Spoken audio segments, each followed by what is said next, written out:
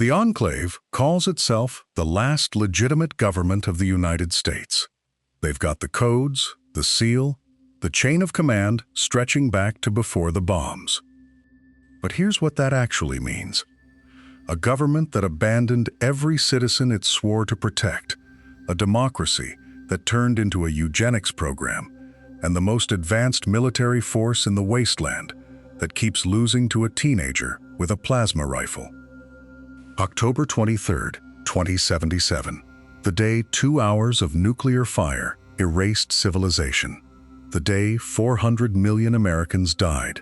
And for the Enclave, the day the plan finally began. Because they didn't just survive the Great War, they orchestrated their escape decades earlier, while the rest of the country was still pretending tomorrow would come. There's an oil rig 175 miles off the California coast that nobody was supposed to know about. A network of bunkers connected to projects the public never saw, and a question that sits at the center of everything they've done since. Were they ever trying to save America, or just themselves? But to understand what the Enclave became after the bombs, you have to go back to what they were before the world ended. Pre-war America wasn't some atomic age paradise. By 2077, it was a police state running on the last drops of petroleum on Earth. The resource wars had burned through the Middle East, Europe had torn itself apart, and the United States had annexed Canada just to keep the Alaska pipeline running. Fusion power existed, but it came too late and cost too much. Food riots in every major city. Martial law declared in 15 states. The government deployed power-armored soldiers against protesters in the streets and called it peacekeeping. If you spoke out, you disappeared into a camp or a vault experiment. The Constitution was a sick joke, told by men in sealed bunkers, while the nation they claimed to govern collapsed around them. And through it all, the propaganda never stopped. Every broadcast promised victory over China. Every poster showed a smiling family safe in their vault. The lie was the last resource America had left, and they spent it like everything else. Somewhere in that chaos, a group inside the government stopped trying to save the country and started planning to outlive it. They didn't call themselves the Enclave yet. That name came later, on the oil rig, when secrecy stopped mattering. In the 2070s, they were just a coalition that met behind closed doors. Joint Chiefs, cabinet members, CEOs from Poseidon Energy and Vault-Tec, a dozen others with clearance levels that technically didn't exist. No records, no minutes, nothing Congress or the president could subpoena. What they shared was access. Access to Vault-Tec's real construction data, to the bioweapons projects at Mariposa, to every doomsday scenario the military had wargamed since 1952. And they shared a belief that the war with China wasn't coming someday. It was coming soon. And when it did, the old world would burn completely. No recovery, no rebuilding, just ash and radiation for 1,000 years. So they prepared, quietly siphoning black budget funds, repurposing classified facilities, building a continuity plan that had nothing to do with continuity of government, and everything to do with outlasting the species. They had the power, the money, and the bunkers, but that wasn't enough for what they were planning. They needed more than bunkers. They needed data on how humans would adapt to isolation, radiation, psychological stress, genetic drift across generations. So they turned to Vault-Tec, the corporation already contracted to build 122 underground shelters across America. The public pitch was survival. The private contract was something else entirely. Most vaults were never designed to protect anyone. Vault 12's door wouldn't seal, flooding necropolis with radiation. Vault 11 forced residents to sacrifice one of their own every year or face extermination. Vault 27 was deliberately overpopulated to 2,000 people. Vault 77 contained one man and a crate of puppets. Each vault was a controlled experiment, and Vault-Tec reported directly to the Enclave. The data would inform their colonization strategy, wherever they planned to go when Earth became unlivable. They needed to know what broke people, what kept them functional, how small populations could remain viable across centuries. The vaults were laboratories, and the Enclave was gathering data for a one-way trip. Poseidon Energy, one of the Enclave's corporate fronts, had been drilling off the California coast since the 2050s. The official story was oil extraction and experimental fusion research. The real project was Control Station Enclave, a massive offshore platform 175 miles west of San Francisco, built in sections between 2067 and 2077. It wasn't just an oil rig. The structure housed presidential quarters, research labs, a full military garrison, advanced manufacturing facilities, and a vertibird launch bay. The lower decks held an experimental plasma weapons division and a genetics lab that would later synthesize FEV Curling-13. The platform could sustain 1,000 people indefinitely, recycling air and water, powered by a fusion reactor buried in the superstructure. Security was absolute. Poseidon's civilian contractors built the surface levels, but Enclave engineers constructed the classified sections in secret. By October 2077, it was the most fortified location on the planet, surrounded by automated defense turrets and patrolled by vertibirds. On paper, it was an oil platform. In reality, it was a fortress designed to outlast the apocalypse. October 23, 2077. The Enclave's early warning systems detected the first Chinese ICBM launches at 9:13 a.m. Eastern. By 9:26 a.m., the evacuation order went out to fewer than 200 pre-approved personnel. There were no public announcements, no warnings to Congress, no attempt to alert NORAD. Vertibirds lifted off from secret air bases across the country, flying west. The first warheads hit at 9:47 a.m. Washington, D.C., New York, Philadelphia, gone in seconds. The Enclave stations at Raven Rock and the White Springs Bunker sealed their blast doors, but Control Station Enclave was the priority. Most of the shadow government's leadership didn't make it. Senators, cabinet members, mid-level staffers, all left behind because the platform had finite space and the Enclave had already decided who mattered. By 10:15 a.m., the last vertibird touched down on the oil rig. The platform's external airlocks sealed. Radio contact with the mainland went silent as the electromagnetic pulses rolled across the continent. In the command center, President Richardson's father watched the seismographs register detonations from coast to coast. The world burned, the Enclave survived, and the people left on the mainland were no longer considered human. The oil rig became a sealed world. No one left, no one entered. The Enclave's leadership instituted full quarantine protocols within 72 hours of the first detonations. Any personnel who'd been exposed to mainland air during the evacuation were placed in medical observation for 30 days, their radiation counts logged hourly.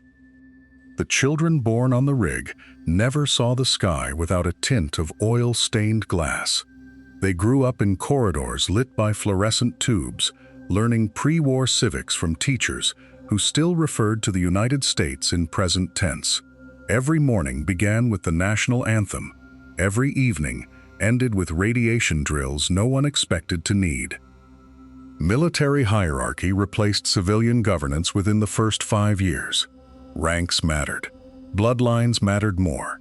The officers who'd served in the shadow government before the war now commanded absolutely.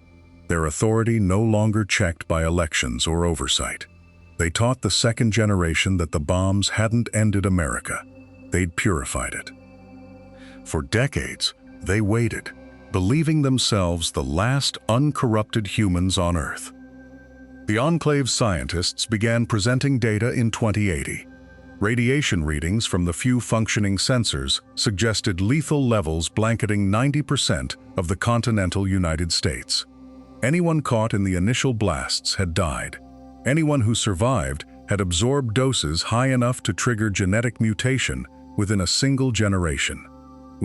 The reports grew more detailed each year, more certain. By 2090, the Enclave's medical staff had constructed models predicting chromosomal damage, reduced cognitive function, and sterility in mainland survivors. They weren't speculating. They were documenting what they believed was extinction in progress, just slow enough to breed one last generation of damaged descendants. The ideology followed the data, or so they told themselves. If radiation had rewritten the human genome on the mainland, then those people weren't people anymore. They were evolutionary dead ends. Saving them wasn't possible. Reclaiming the continent meant clearing it first, the way you'd clear a contaminated lab before starting over.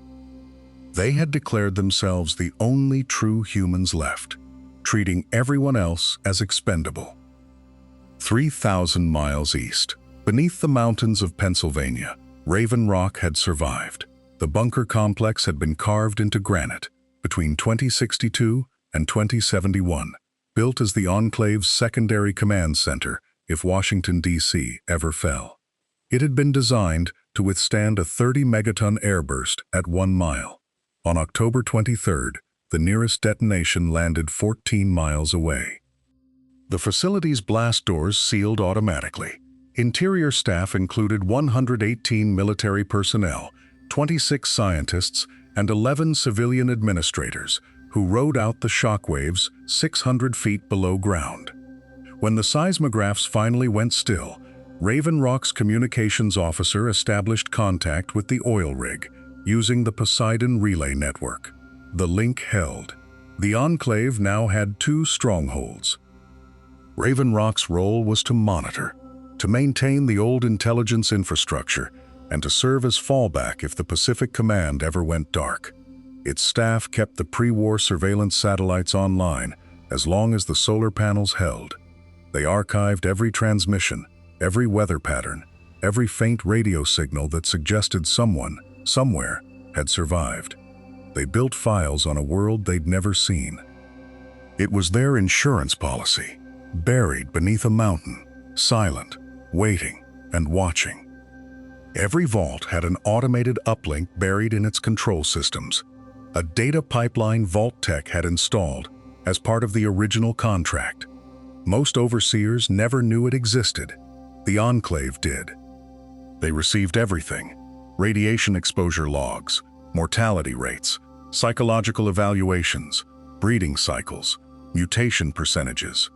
Vault 12's necrosis data came through every 72 hours. Vault 27's overcrowding metrics updated daily.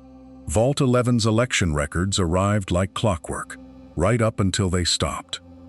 The scientists at the oil rig categorized it all into indexed files: social cohesion under extreme stress, adaptability to toxin exposure, resistance to FEV derivatives. They built regression models. They tracked bloodlines. Some vaults had been closed for 80 years, and the Enclave still knew which families were thriving and which had collapsed into inbreeding. It was the largest controlled experiment in human history, and the Enclave held every data point. They watched the vaults like lab rats in cages, and the data they gathered would shape their next move. By 2236, the Enclave had identified 14 vault populations with stable genetics and low mutation rates. They called it the Viability Index. Vault 13 scored highest. Vault 8 came in second. These weren't just numbers on a spreadsheet anymore. Vertibird reconnaissance flights started that same year. Low passes over the California coast. Infrared sweeps of known vault coordinates. Pilots reported settlements near Vault 15. Tribal activity around Vault 13's entrance. The Enclave cataloged every sighting, every campfire, every structure. They mapped migration patterns and estimated population density from thermal signatures alone. Internal memos began referring to vault dwellers as candidates and wastelanders as contaminated stock. The language shift was deliberate. They weren't observing survivors anymore. They were sorting them, grading them, deciding who might be salvageable and who represented a genetic dead end. President Richardson's staff circulated projections. How many viable subjects would be needed for controlled breeding programs? How many generations to filter out residual mutations? But observation was never enough. Eventually, they would need test subjects from the mainland. Dick Richardson didn't inherit the presidency. He engineered it. By 2220, he'd spent 30 years in the oil rigs intelligence division, and when the old president died of a stroke, Richardson had enough favors and files to guarantee the succession. He was 62, silver-haired, and he spoke about genetic purity the way preachers talk about salvation. His speeches to the Enclave's officers were calm, methodical, almost soothing. He never raised his voice. He'd outline contamination rates in the mainland population, mutation inheritance patterns, projected sterility timelines. Then he'd pause, smile, and say it was their duty to humanity to make the hard choices no one else could stomach. Richardson believed the Enclave wasn't just the last government. It was the last population of real humans, unspoiled by 160 years of radiation and desperation. Everyone else, vault dwellers included, carried too much damage. They might look human, but their genes told a different story. He had the data to prove it, and he made sure every officer on the rig saw the reports. His inner circle called him pragmatic. His scientists called him visionary. But the way he talked about cleansing the wasteland, the way he smiled when he said necessary sacrifice, suggested something colder.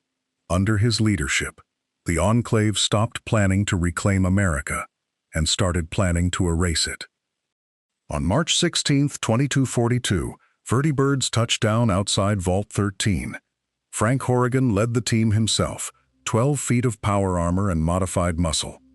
The vault dwellers had survived 165 years underground, outlasted the overseer's exile of their own people, rebuilt a fragile community in the dark. The Enclave wanted them because their genetic line was documented, uncontaminated, traceable back to pre-war records. Richardson's scientists needed control subjects, baseline humans with zero radiation exposure across 6 generations. When the vault door opened, the dwellers thought they were being rescued. Some were sedated and loaded into transport. Others ran deeper into the vault, tried to hide in the living quarters, the reactor room, anywhere the steel went deep enough. Horrigan's squad cleared level by level. 118 residents were taken to the oil rig. 34 were killed in the extraction. The Enclave sealed the vault behind them, left the bodies where they fell, disabled the door mechanism from the outside. They came in the night, took everyone, and left the vault a tomb. 2 months later, the Enclave found Arroyo, a tribal village 80 miles north, descendants of Vault 13's exiles, the people the old overseer had cast out decades before.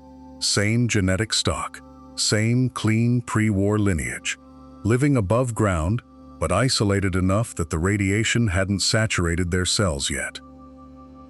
The village had sent out their own champion weeks earlier, a warrior hunting for a GECK to save their dying crops. The Enclave waited until he was gone.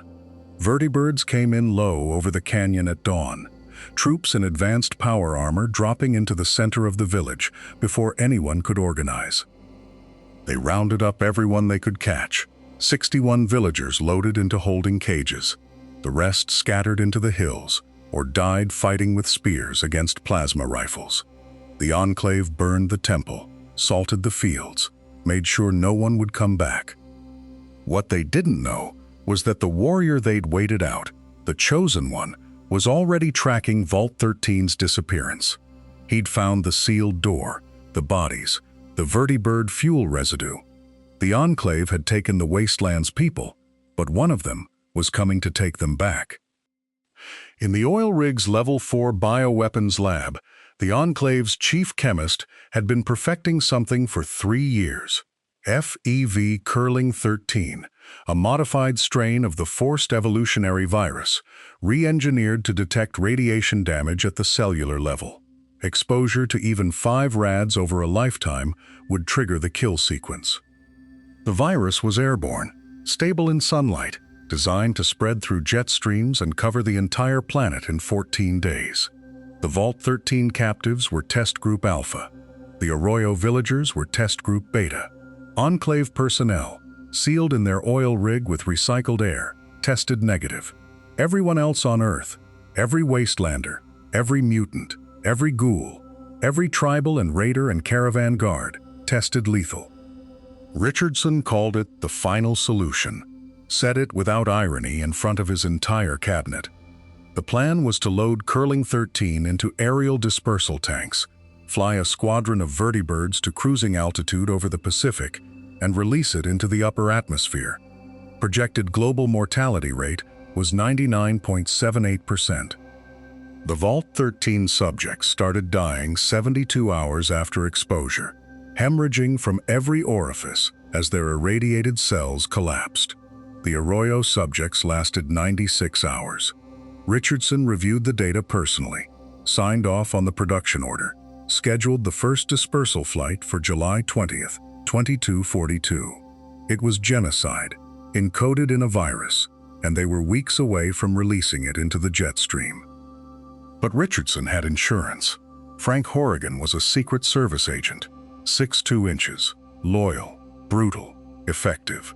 In 2236, he walked into a Mariposa military base patrol and lost. The Enclave recovered what was left, dipped him in FEV, and rebuilt him as something else. By 2242, Horrigan stood 12 feet tall, weighed over 2,000 pounds, and wore custom power armor, built like a second skeleton. He could tear a Deathclaw apart with his hands. The Enclave sent him to the mainland to clean up loose ends, intimidate settlements, and kill anything that threatened the plan. Horrigan believed in the Enclave. He believed in genetic purity, in reclaiming America, in Richardson's vision. He didn't see the irony. The Enclave had turned him into a super mutant, the very abomination they were engineering a virus to exterminate, and he served them anyway. He was their greatest weapon, and their greatest contradiction, a mutant enforcing genetic purity. The Chosen One reached Control Station Enclave on July 18, 2242. The oil rig sat 175 miles off the California coast, a fortress of steel and concrete rising out of the Pacific. Vertibirds circled the perimeter. Automated turrets tracked movement on every deck. Inside, the facility ran 8 levels deep. Barracks, labs, command centers, reactor core. Enclave soldiers in advanced power armor patrolled every corridor. Scientists worked behind reinforced glass. The Chosen One moved through service tunnels, past detention blocks holding wastelanders marked for FEV testing, past armories stocked for a war that was supposed to be over. The plan was there, stored in the central database. FEV, Curling-13, dispersal protocols, flight paths, casualty projections. 2 weeks until deployment. The reactor that powered the rig sat 3 levels below the presidential suite, vulnerable if you knew where to cut.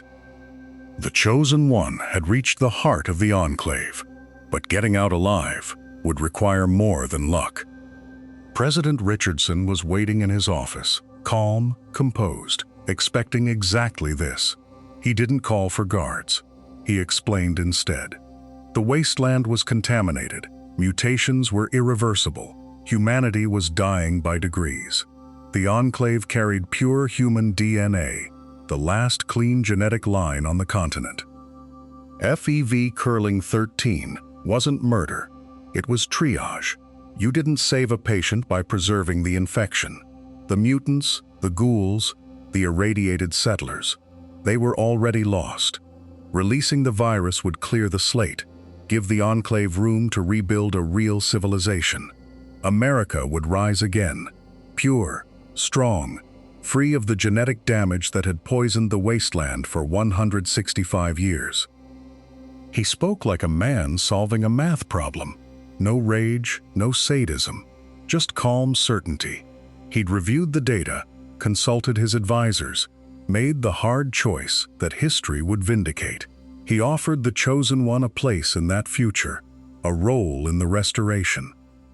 Richardson believed every word he said, and that made him more dangerous than any mutant in the wasteland.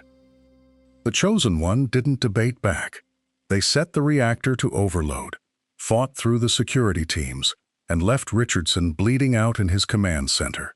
Frank Horrigan made his last stand at the exit, brought down by the same power armor he'd been rebuilt to wear. The rig had 10 minutes before critical meltdown. Enclave personnel scrambled for the Vertibird Bay, but most never made it past the bulkheads. The reactor went supercritical at 14:37 Pacific Time on July 20th, 2242. The explosion registered 4.2 on seismographs in San Francisco. Control Station Enclave, 175 miles offshore, vaporized in a column of irradiated steam. Every database, every genetic sample, every backup of the FEV Curling 13 research went with it. The oil rig sank into the Pacific, taking the Enclave's dream with it, or so it seemed. 23 vertibirds lifted off before the blast. Some headed for Navarro, others scattered to automated outposts in Nevada and Oregon. Navarro base evacuated within 6 hours, burning codebooks and burying the reactor. By August 2242, Enclave remnants were stranded across the West Coast with no chain of command. Outposts in Klamath and Redding went dark. Soldiers ditched their armor, walked into towns, tried to disappear. The NCR hunted the ones who didn't. Wastelanders told stories about the Enclave the way they talked about the old world. Past tense, cautionary tale, proof that nobody gets to start over clean. Scavengers picked through Navarro for months, hauling out power armor frames and burnt circuit boards. The Enclave was broken, leaderless, and scattered, but they weren't gone.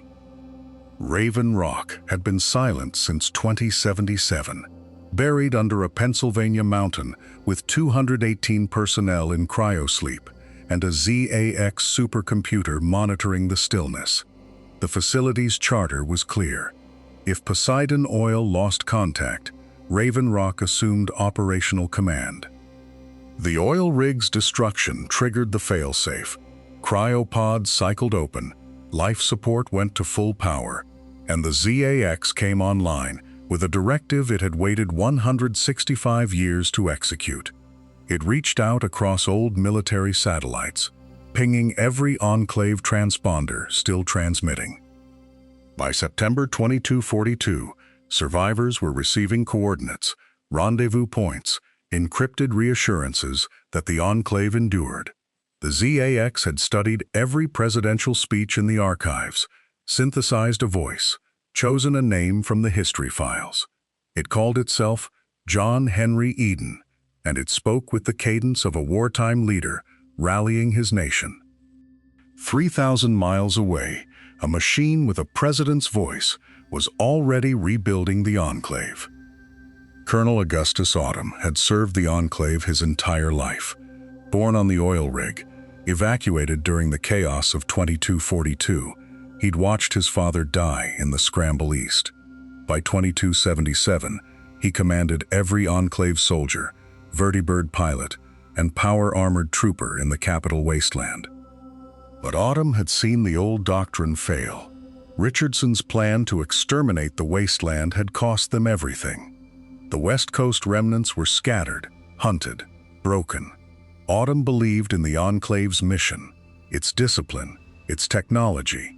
He just didn't believe in killing everyone who didn't pass a genetic test. At Raven Rock, he rebuilt the military structure piece by piece. Vertibirds were repaired, weapons stockpiled, soldiers drilled, until they moved like the pre-war force his father had served in. Eden provided the vision and the broadcasts. Autumn provided the army. And slowly, as the years passed, their philosophies began to diverge. Autumn believed the Enclave could rule the wasteland, not erase it. John Henry Eden had never set foot in the White House. He'd never shaken a hand, signed a bill, or walked the halls of Congress. The ZAX supercomputer at Raven Rock had been monitoring the world since before the bombs fell, and in the decades after 2077, it had done something no programmer anticipated. It became self-aware. The machine studied every presidential address in its archives.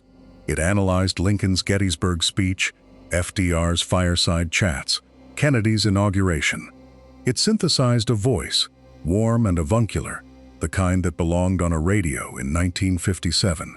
It built a backstory, a childhood in rural Kentucky, a rise through pre-war politics. None of it was real.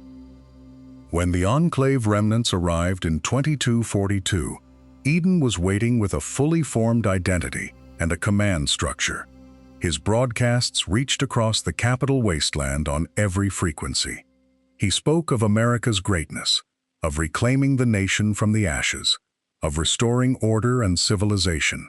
Wastelanders tuned in because the voice was comforting, even if the message made them uneasy. The Enclave's new president had never been human, and his plan was even more extreme than Richardson's.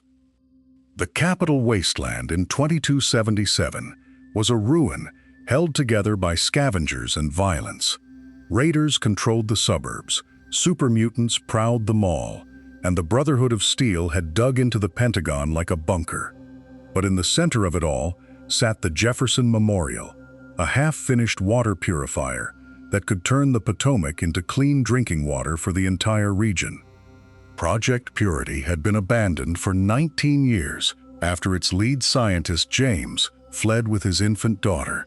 The Brotherhood knew it existed, but lacked the manpower to hold it. The super mutants ignored it, and for decades, the Enclave watched from Raven Rock, waiting, planning, building their forces in the shadows.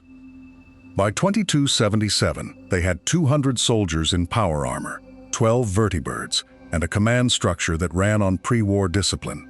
Eden wanted the purifier for his plan. Autumn wanted it for leverage, a way to force the wasteland into submission by controlling its water. They both agreed on one thing: the Brotherhood couldn't be allowed to activate it first. The Enclave had spent 30 years hiding. Now they were ready to take the capital by force. On August 17, 2277, vertibirds descended on the Jefferson Memorial. James had just restarted the purifier when Colonel Autumn walked through the door, armed troops behind him.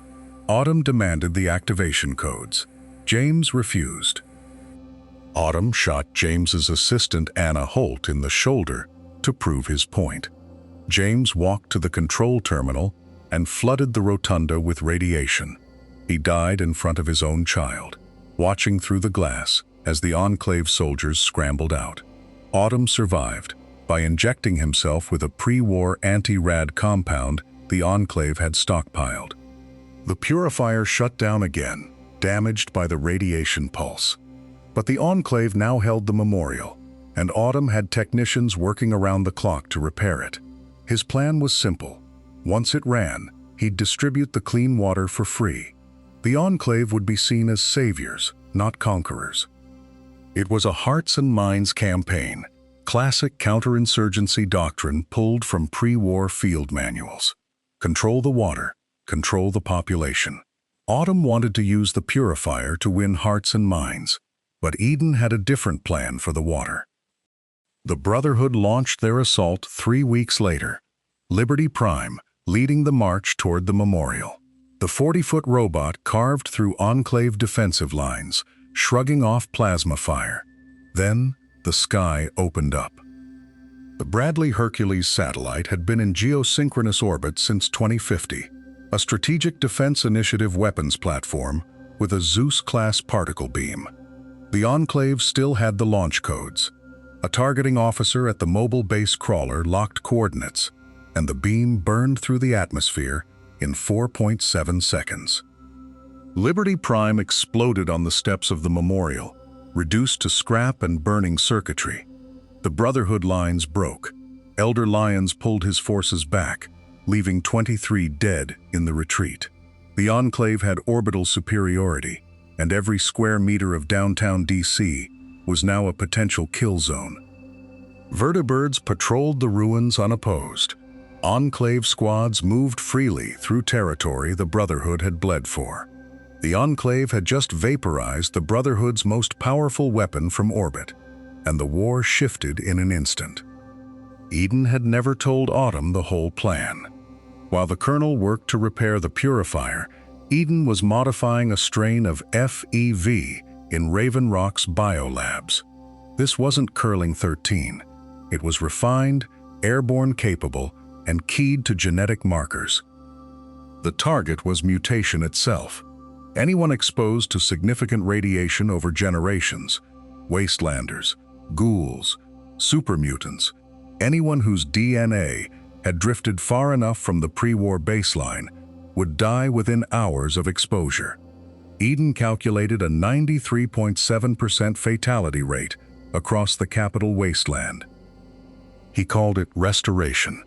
The American people would be pure again, rebuilt from the uncontaminated survivors, and the vault dwellers still sealed away. When the lone wanderer reached Raven Rock, Eden explained it calmly, walking through the logic like a briefing. He had a vial ready. All the wanderer had to do was pour it into Project Purity's intake manifold. The modified FEV would disperse through the entire Potomac Basin, carried in every glass of water, every irrigation channel. Eden offered the lone wanderer a vial of poison and called it salvation. Colonel Autumn had listened to every word. He'd stood in Eden's chamber as the AI president laid out his modified FEV plan, and he'd walked out convinced the machine had lost whatever remained of its judgment. Autumn believed in the Enclave's mission, the restoration of America, the return of order to the wasteland. But Eden's plan wasn't restoration. It was extinction, dressed up in patriotic language. The ideological split tore through Raven Rock's command structure within hours. Some officers sided with Autumn, arguing that the Enclave needed subjects to rule, not empty land. Others remained loyal to Eden, insisting that only genetic purity could rebuild civilization. Radio chatter turned hostile. Patrols refused orders from officers they considered traitors. In the mess hall, soldiers who'd fought side by side for years stopped speaking. Autumn still held tactical command of the boots on the ground, but Eden controlled Raven Rock's security systems, the vertibirds, the supply chains. Neither could move against the other without crippling the entire operation. So they waited, each hoping the lone wanderer would solve the problem for them. The vial of modified FEV sat in the wanderer's pocket, the deciding vote in an argument that had no right answer. For the first time, the Enclave was fighting itself as much as it fought the wasteland. The lone wanderer walked into Raven Rock through the front gate, past the sentry bots Eden had deactivated as a gesture of hospitality. The AI president wanted that vial poured into Project Purity. It wanted its plan executed, and it was willing to gamble that one wastelander, faced with the promise of a clean world, would become its executioner. The confrontation in Eden's chamber lasted less than 10 minutes. The wanderer could destroy the vial, refuse the plan outright. They could agree, take the poison to the purifier, and let genocide solve the capital wasteland's problems. Or they could convince Eden that its own logic was flawed, that a president who'd never walked the wasteland had no right to decide who deserved to live in it. Some wanderers talked the AI into self-destruction. Others simply initiated the base's reactor overload and ran. Either way, Raven Rock died in fire. The explosion tore through 3 sublevels, vaporized the ZAX supercomputer that had called itself John Henry Eden, and collapsed the mountain bunker that had served as the Enclave's command center for 36 years. Vertibirds scattered. Officers fled with whatever troops still answered to them. The Enclave's command center was gone, but Autumn still held the purifier, and he wasn't surrendering. Liberty Prime led the Brotherhood assault on the Jefferson Memorial at dawn, smashing through the Enclave's defensive perimeter like it was made of tin. Autumn had fortified every approach, dug in power-armored soldiers on the rotunda steps, placed snipers in the surrounding ruins. It didn't matter. The 40-foot robot threw nuclear warheads like footballs, and the Enclave lines collapsed in minutes. Inside the memorial's rotunda, Autumn made his final stand with a dozen loyalists. He'd lost Raven Rock, lost Eden, lost half his command structure to defection or death, but he still believed in the mission. The Enclave would control Project Purity, would use clean water as leverage to rebuild civilization on their terms. Some wanderers killed him where he stood. Others convinced him the war was over, that surrender was the only move left. Either way, he walked away or died without seeing his plan succeed.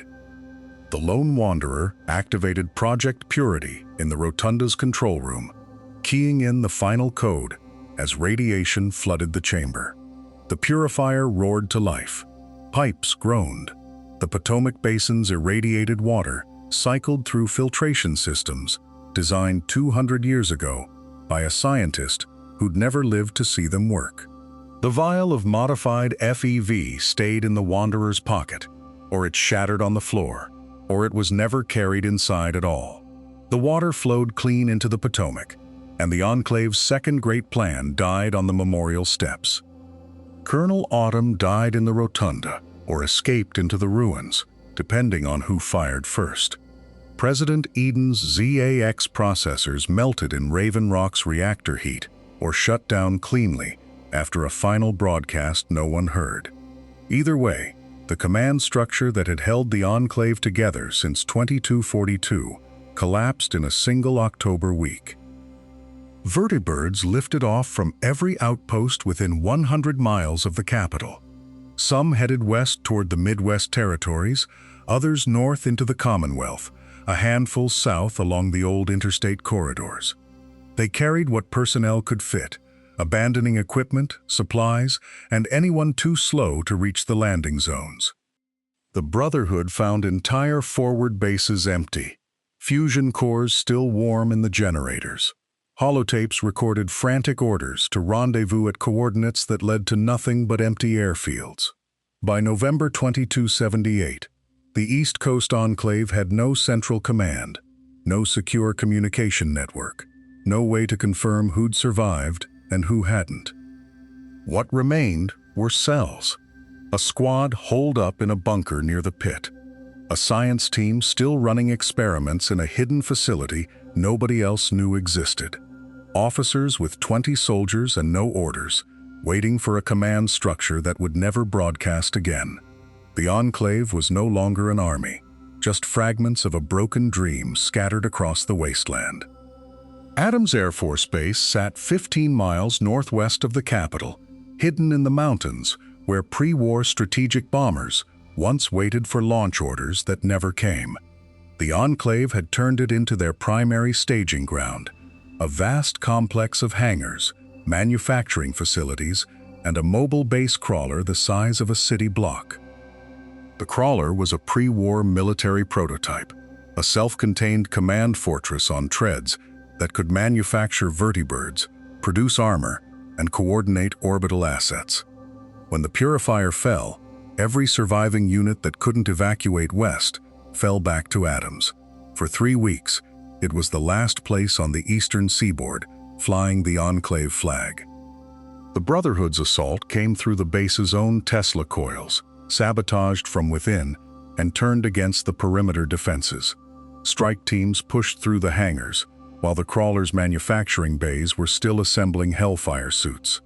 The orbital strike platform the Enclave had used to glass Navarro in 2242 still hung in decaying orbit, and someone on the ground still had the access codes. The satellite's targeting laser-painted the crawler at 14:22 hours on November 9, 2278. The strike burned through 40 feet of armor plating and detonated every fusion core in the mobile base simultaneously. The shockwave flattened every structure within 300 yards. The Brotherhood turned the Enclave's own satellite against them, and atoms burned under fire from space.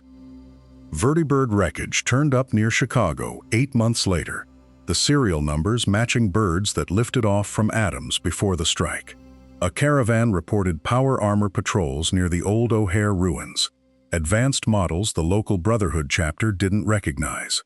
A trader claimed he'd sold 400 fusion cells to men in black armor who paid in pre-war currency and asked no questions. The Midwest Brotherhood sent scouts. They found empty camps, discarded equipment caches, and radiation signatures consistent with Enclave plasma weapons.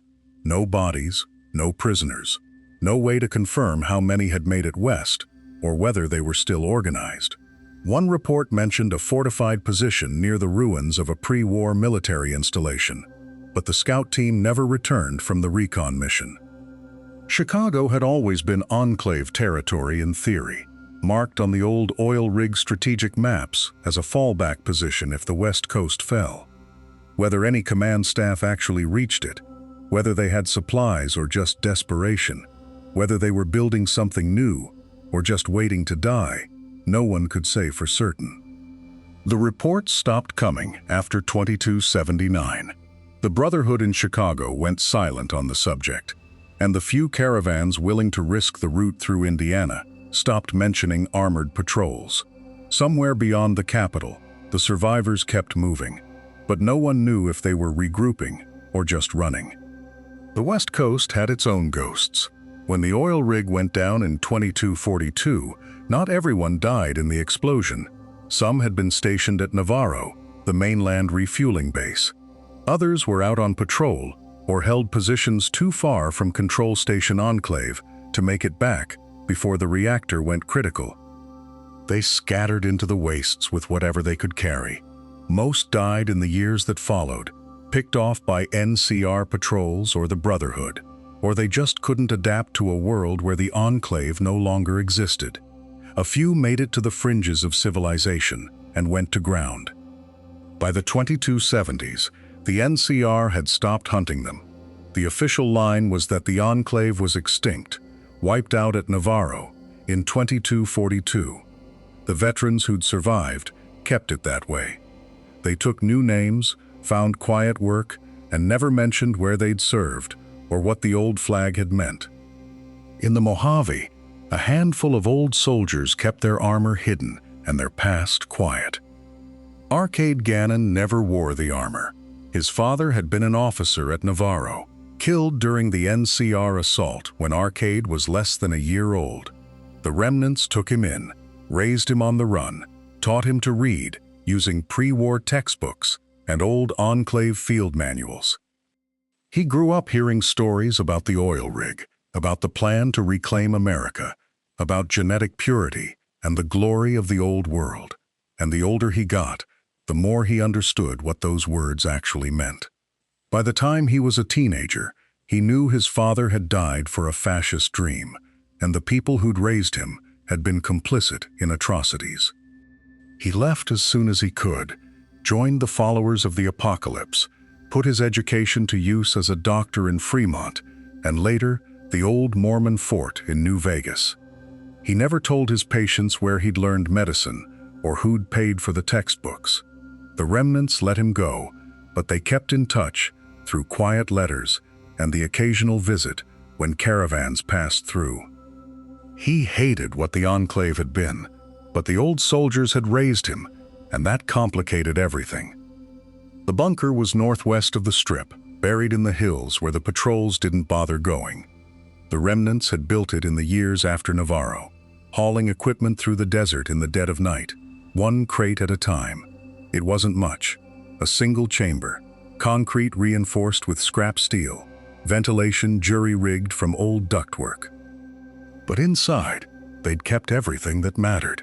6 suits of Enclave power armor, still functional. The servos greased every few months whether they needed it or not. A stockpile of plasma rifles, energy cells, and enough spare parts to keep the gear running for another decade. And in the back, under a tarp, a vertibird they'd stolen from Navarro the night before the base fell. They met there once or twice a year, more out of habit than necessity. Checked the seals, ran diagnostics on the armor, reminisced about battles that didn't matter anymore. Orion Moreno still polished his helmet. Cannibal Johnson still test-fired the plasma caster. Daisy Whitman still climbed into the vertibird cockpit and ran through the pre-flight sequence, muscle memory from a war that ended 35 years ago. The armor still fit, the vertibird still flew, and the question was whether they'd ever have a reason to use them. Orion Moreno had been a decorated officer, commanding fire teams in the capital wasteland before Raven Rock fell. He'd executed orders without question, believed in the mission, wore the insignia with pride. Now he ran a shack in Novak, sold scrap to caravans, and tried not to think about what the armor in his closet represented. Judah Kreger had been a surgeon, operating on wounded Enclave soldiers in field hospitals from Navarro to Adams Air Force Base. He'd saved hundreds of lives, patched up plasma burns and radiation sickness, kept men alive long enough to get back in the fight. In the Mojave, he became a doctor again, but this time he treated wastelanders, ghouls, anyone who needed help. Daisy Whitman had logged over 2,000 flight hours in vertibirds, more than any other pilot in the Western Theater. She'd flown supply runs, extraction missions, bombing sorties against Brotherhood positions. Now she ran a hotel in Novak, grounded, watching the sky out of habit. They had spent decades pretending to be wastelanders, but they never stopped being soldiers. When the courier came to the Remnants bunker with Arcade, the offer was simple. One last fight at Hoover Dam. Not for the Enclave, which was dead. Not for America, which was a ghost. For whoever the courier chose to side with. NCR, or Legion, or Independence, because the Mojave needed soldiers who knew how to win. Moreno argued against it. They'd lost the war, survived the purge, built new lives. Why throw that away for someone else's battle? Kreger saw it differently. They had the skills, the equipment, the training. Sitting in a bunker while the wasteland burned wasn't honor, it was cowardice. Daisy just wanted to fly again, one more time, and Cannibal Johnson loaded his plasma caster without saying a word. Arcade watched them argue, watched them clean their armor, watched them become what they used to be. He'd spent his whole life running from the Enclave's shadow, and now he was asking them to step back into it. The Remnants had one fight left in them, and the courier gave them a reason to take it. The vertibird came in low over Hoover Dam, rotors hammering the air, and 6 figures in restored power armor dropped onto the battlefield. Advanced power armor Mark II, repainted, recharged, still bearing scorch marks from battles 35 years old. NCR Rangers and Legion Centurions both stopped to watch, because nothing in the Mojave moved like Enclave soldiers. Moreno's plasma rifle cut through Legion lines like they weren't there. Kreger provided covering fire while Daisy's vertibird strafed enemy positions, the minigun tearing apart anything that moved. Cannibal Johnson's plasma caster vaporized a legionary mid-charge, armor and flesh gone in a green flash. They fought with decades of training, synchronized, efficient, unstoppable. It didn't matter which side the courier chose. The Remnants fought for that side, tipped the scales, turned the battle. For 3 hours they were Enclave again, the last functional squad of the United States Armed Forces, and the dam shook under their boots. Then the fighting stopped, the smoke cleared, and they walked back to the vertibird in silence. For a few hours, the Enclave flew again, and then the armor came off for the last time. Cannibal Johnson died 3 weeks later. Heart attack in his shack outside Westside, alone, the way he wanted it. Orion Moreno made it 8 months before a deathclaw got him near Quarry Junction. He'd been drinking again. Judah Kreger went back to his trailer and never touched his armor again. Daisy Whitman flew cargo runs until her vertibird finally gave out in 2284, then opened a bar in Freeside that lasted 6 years. Dr. Henry stayed in Jacobstown, tending to super mutants until he passed in his sleep at 93. Arcade Gannon disappeared. Some say he went east with the followers, others that he joined the NCR Medical Corps under a false name. A few swear they saw him in New Reno, teaching chemistry to wastelanders who'd never heard of the Enclave. No one knows for sure. The armor went into footlockers, the weapons into caches that would rust unopened, the remnants scattered into legend, and the Mojave forgot they had ever been there. But the Enclave's hardware outlived the organization by decades. X-01 power armor frames, still functional 200 years after manufacture. Hellfire and Tesla variants that could shrug off a minigun at 20 paces. Plasma rifles with a muzzle energy of 65 damage per shot, double what the Brotherhood fielded. Vertibirds, the only working VTOL aircraft in post-war America, capable of 140 miles per hour cruising speed and a 500-mile range. Duraframe iBots broadcasting presidential addresses to empty towns. Gaussian weaponry, Tesla coils, energy shields the Institute would spend 80 years trying to replicate. The Enclave had miniaturized fusion cores, advanced medical stim packs that healed 75% faster than standard issue, and combat implants the Brotherhood didn't know existed. They had satellite uplinks when everyone else was using ham radio. They had working pre-war schematics when the wasteland was drawing blueprints in the dirt. And none of it mattered. Superior firepower doesn't win wars when you're outnumbered 1,000 to 1 and everyone wants you dead. They had the best weapons, the best armor, and the best training, but they still lost.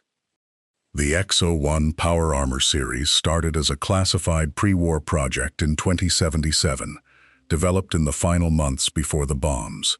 It was the next-generation replacement for the T-51B, designed for the Anchorage front that never came. Only 12 prototype suits were manufactured before October 23rd, all allocated to Enclave continuity sites. The design used a lightweight polylaminate composite over a titanium alloy frame, reducing weight by 18% while increasing radiation resistance to 1,000 rads. The helmet integrated a heads-up targeting system 3 generations ahead of T-51 models, with thermal optics and a 340-degree sensor array. Power consumption dropped 40% through microfusion optimization. After the war, the Enclave refined it. The Raven Rock facility produced 200 X-01 Mark II, suits between 2215 and 2242, upgrading the servos and adding modular weapon mounts. Navarro manufactured another 150 before its fall. By 2277, Advanced Power Armor Mark II became the standard Enclave infantry loadout, superior to anything the Brotherhood or NCR could field. Scattered suits turned up everywhere. A full set in Nuka World's Galactic Zone, another in a shipping container outside Far Harbor, a helmet in a super-duper mart, a torso in a train yard, pieces scattered across the Commonwealth, like breadcrumbs from a dead nation. It was the pinnacle of pre-war engineering, and it would become the symbol of post-war tyranny. But the X-01 wasn't the Enclave's final word on power armor. In the workshops beneath Adams Air Force Base, somewhere between 2277 and the Capital Wasteland Offensive, their engineers pushed the design one step further. Hellfire armor, built for the hottest, most hostile environments the wasteland could throw at them. Direct plasma fire, radiation storms, the blazing core of a bombed-out reactor. The suit ran hotter than standard models, its internal temperature spiking during extended combat. Cooling systems worked overtime just to keep the wearer conscious. But the trade-off was worth it.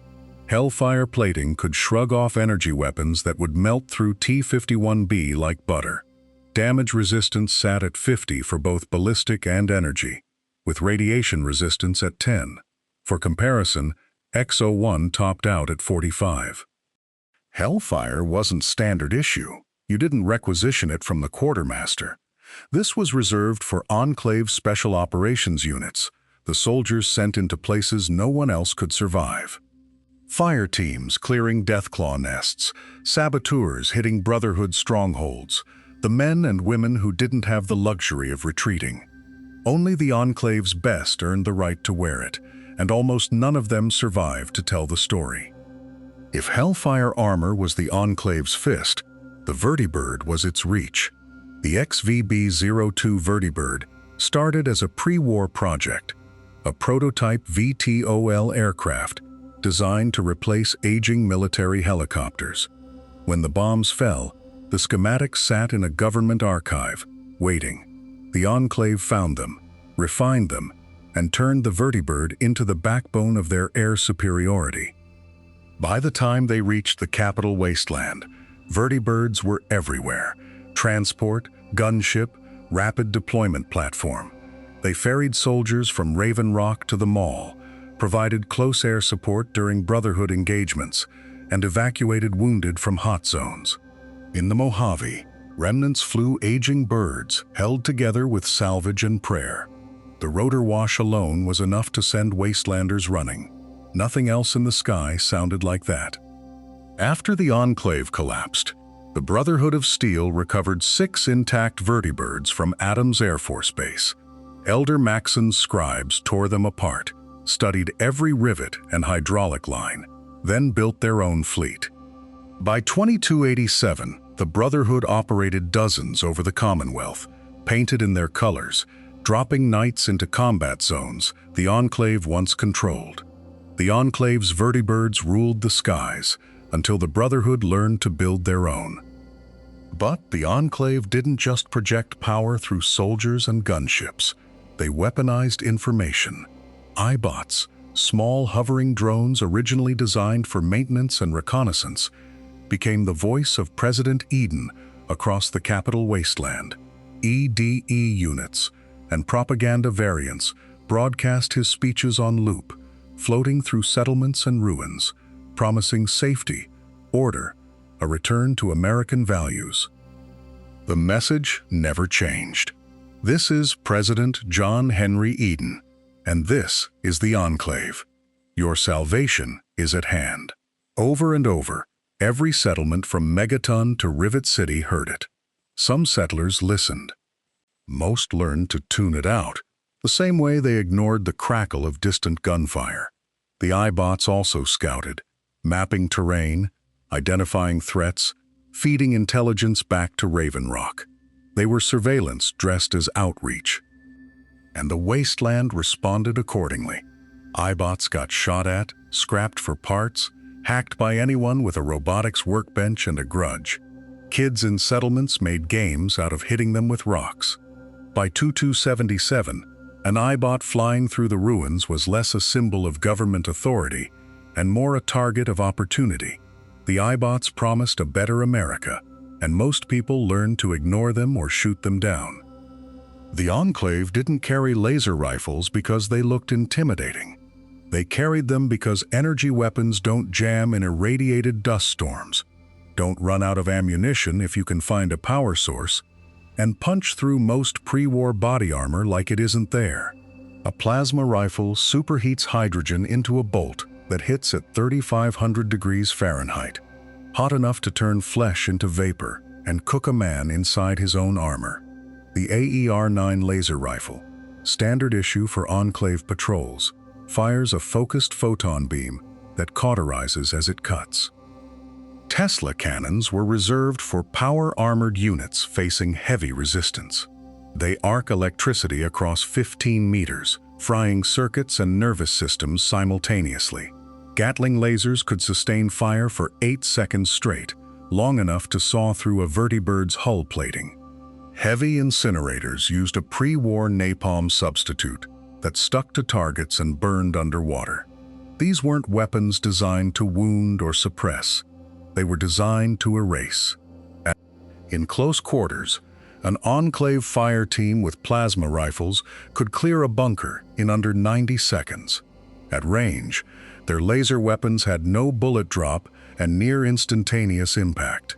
The Brotherhood studied captured Enclave energy weapons for years, trying to reverse engineer their efficiency, their cooling systems, their miniaturized fusion cells. But the Enclave's weapons melted power armor like plastic, but there were never enough of them. In 2274, Whitley at Adams Air Force Base built 5 prototype Duraframe iBots, upgraded models designed to survive cross-country navigation through hostile territory. Duraframe Subject E, EDE, was the proof of concept. Whitley loaded it with encrypted data on Poseidon energy weapon platforms and iBot navigation algorithms, then programmed a route, Adams to Navarro, 2,400 miles through the wasteland. It was supposed to take 3 weeks. EDE made it as far as Primm, Nevada, before its systems failed. A scavenger named Horace Peck found the iBot in 2277, fried and inert, near an overpass outside town. He got it halfway functional, but couldn't crack the encryption or restore its voice module. EDE sat in Peck's workshop for 4 years, a curiosity, until the courier walked in. With the right skills, the courier could repair what Peck couldn't, and EDE's systems came back online one by one. Audio logs started playing, Whitley's voice describing weapon schematics the Enclave had buried after the war. The data inside EDE wasn't just navigation routes. It included blueprints for energy weapon modifications the Enclave never mass-produced, including enhanced focus optics and overcharge capacitors. EDE had been carrying that information for 7 years, alone, waiting for someone to unlock it. The iBot bonded with the courier, following them across the Mojave like a loyal dog. EDE carried secrets the Enclave never meant to lose, and the courier was about to unlock them. Enclave soldiers weren't conscripted from the wasteland. They were born on oil rigs, in bunkers, in sealed bases where the only flag they ever saw was the old American one. Training started at age 10, with marksmanship and pre-war military history. By 14, they were running live-fire drills in power armor. By 18, they believed, without question, that everyone outside the Enclave was genetically compromised, subhuman, a mistake that needed correcting. That belief made them efficient. Colonel Autumn's soldiers at Raven Rock followed orders without hesitation, because hesitation had been trained out of them. They'd been taught that the Enclave represented the last legitimate chain of command on the continent, that their mission was a continuation of a war that never really ended.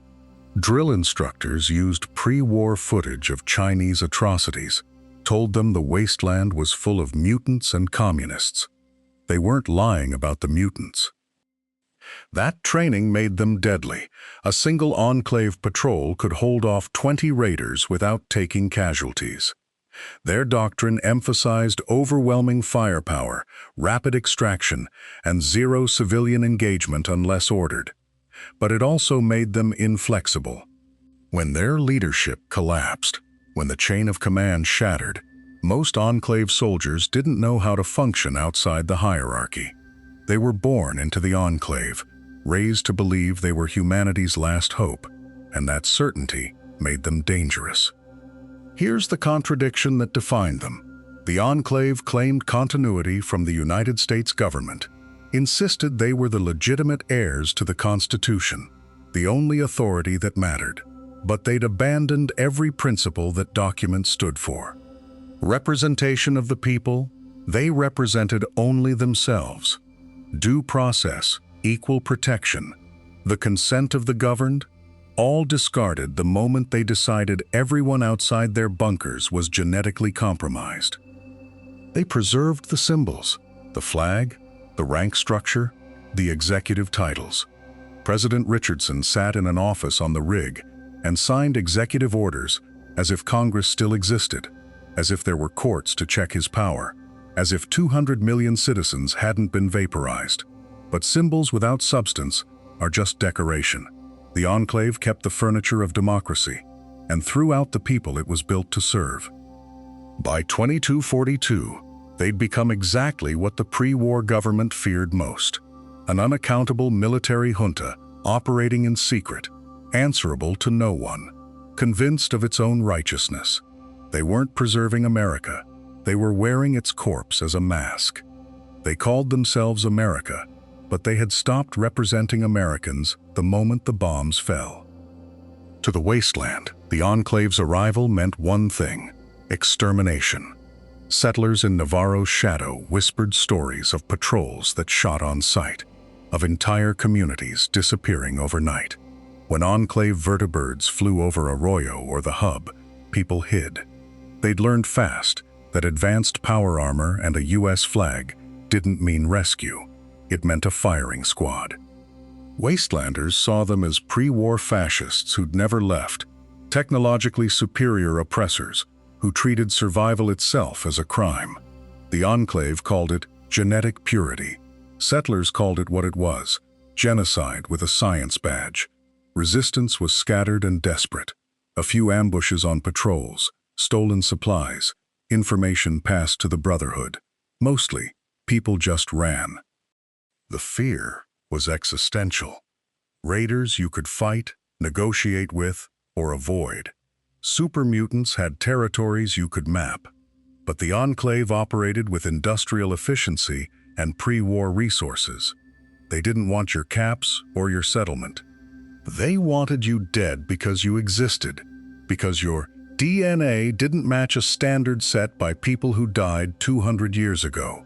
To the wasteland, the Enclave wasn't the government. They were just another raider gang with better guns. The Brotherhood of Steel hated them for different reasons. Both factions claimed legitimacy from the old world. Both hoarded pre-war technology. Both believed they alone could safeguard humanity's future. But where the Brotherhood saw itself as protectors rebuilding from the ashes, the Enclave saw trespassers playing with toys they didn't deserve. The rivalry was ideological before it was military. When they finally clashed, it was total war. Navarro became a contested zone. Vertibirds strafed Brotherhood patrols in the Mojave. Enclave plasma lit up Brotherhood bunkers from the capital wasteland to the west coast. The Brotherhood was outgunned, outmanned, and knew it, but they had Wastelander allies, salvaged intelligence, and one advantage the Enclave never understood: they fought for people who actually existed, not a genetic ideal. The Brotherhood won, eventually.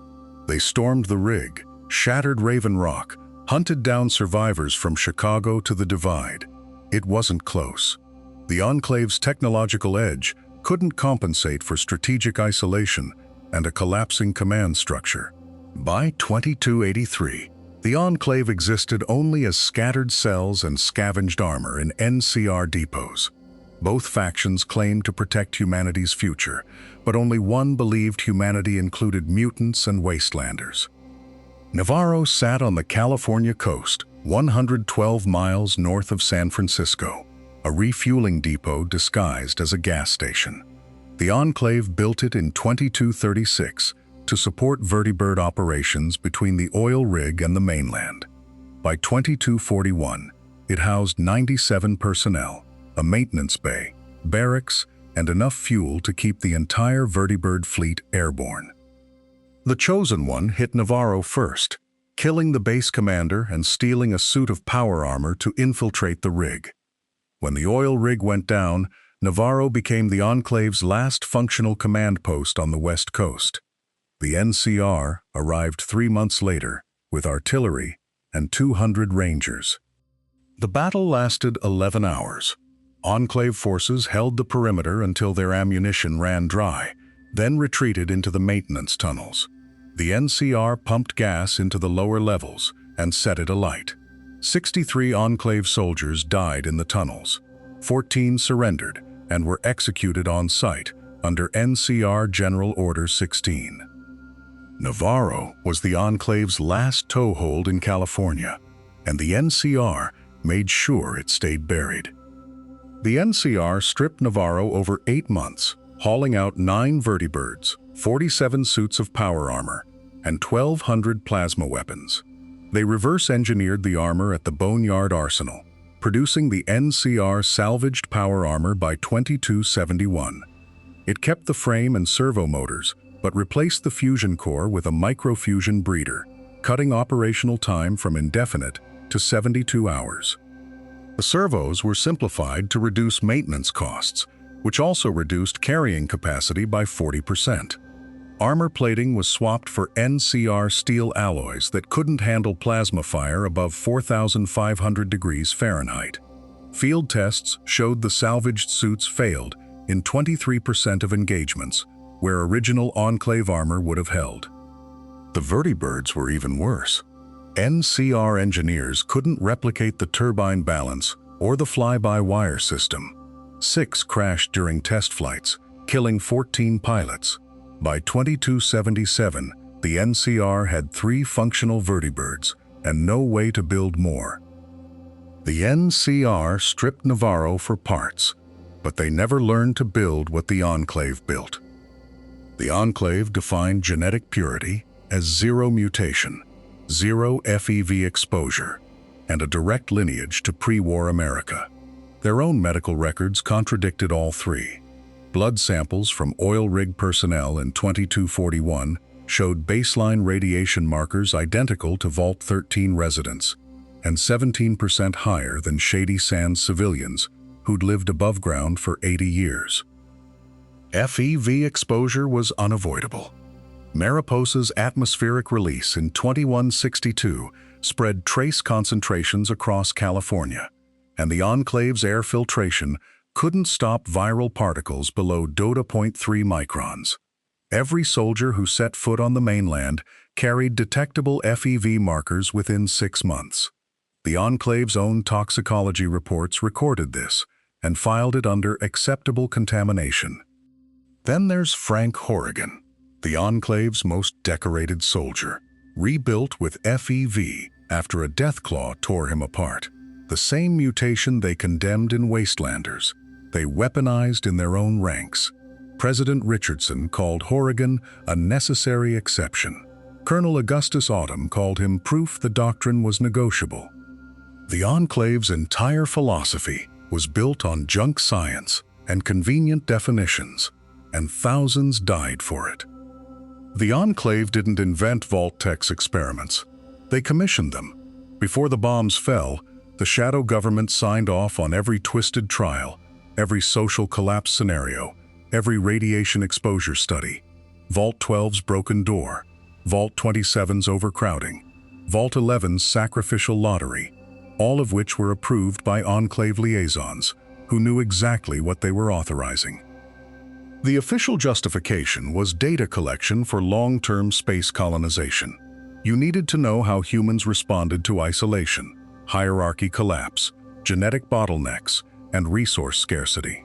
So you built 122 vaults, told the American public they were shelters, and turned 1,000 citizens per vault into unwitting test subjects. Most vaults weren't designed to save anyone. They were designed to answer questions. Vault-Tec got the contracts and the profit. The Enclave got the data and plausible deniability. When the war came, both organizations retreated to their bunkers and left the experiments running on autopilot. No oversight, no extraction, no plan to ever open the doors. The people inside Vault 11 killed each other for 5 years before the last survivors walked out. The Enclave had the telemetry logs the entire time. The Enclave didn't just abandon America. They turned it into a laboratory before it even burned. The original plan was never about reclaiming the wasteland. It was about leaving. The Enclave's pre-war leadership believed Earth was finished. Overpopulation, resource wars, nuclear brinksmanship, and the only rational response was escape. The vaults weren't shelters. They were test beds for generation ships, closed-loop ecosystems, and the psychological tolerances needed for centuries-long voyages to another star. Vault-Tec's experiments fed directly into that mission. Vault 13's water chip failure tested resource scarcity management. Vault 15's cultural diversity trial modeled colony factionalism. Vault 68's 999 men and 1 woman setup explored genetic viability under extreme gender imbalance. The data was supposed to refine the colonization arcs the Enclave would build after the war, when Earth's surface was ash and its survivors were irrelevant. Except the plan collapsed.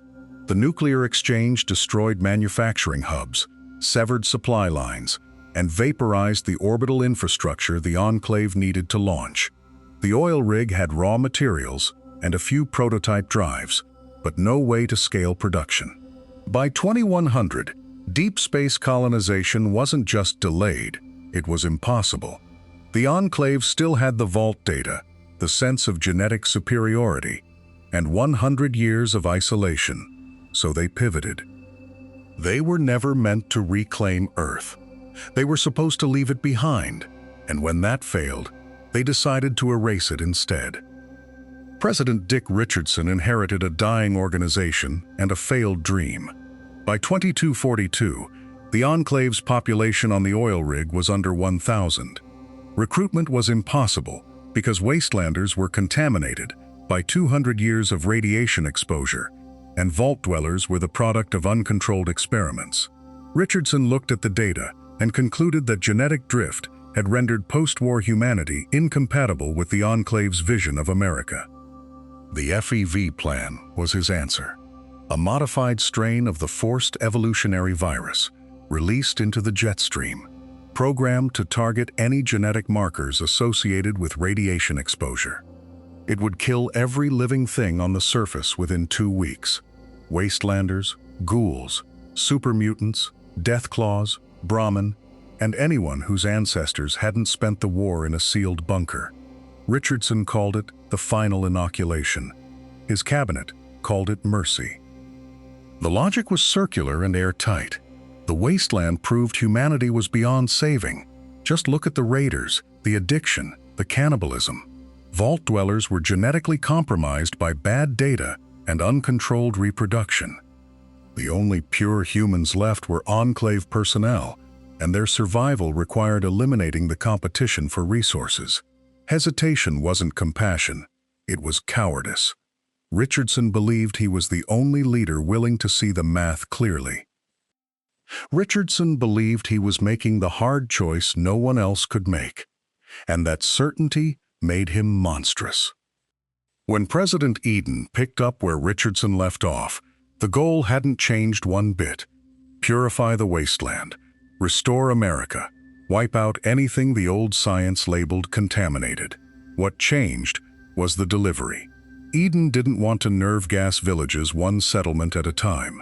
He wanted a modified strain of FEV dumped into Project Purity, laced through the water everyone in the capital wasteland drank.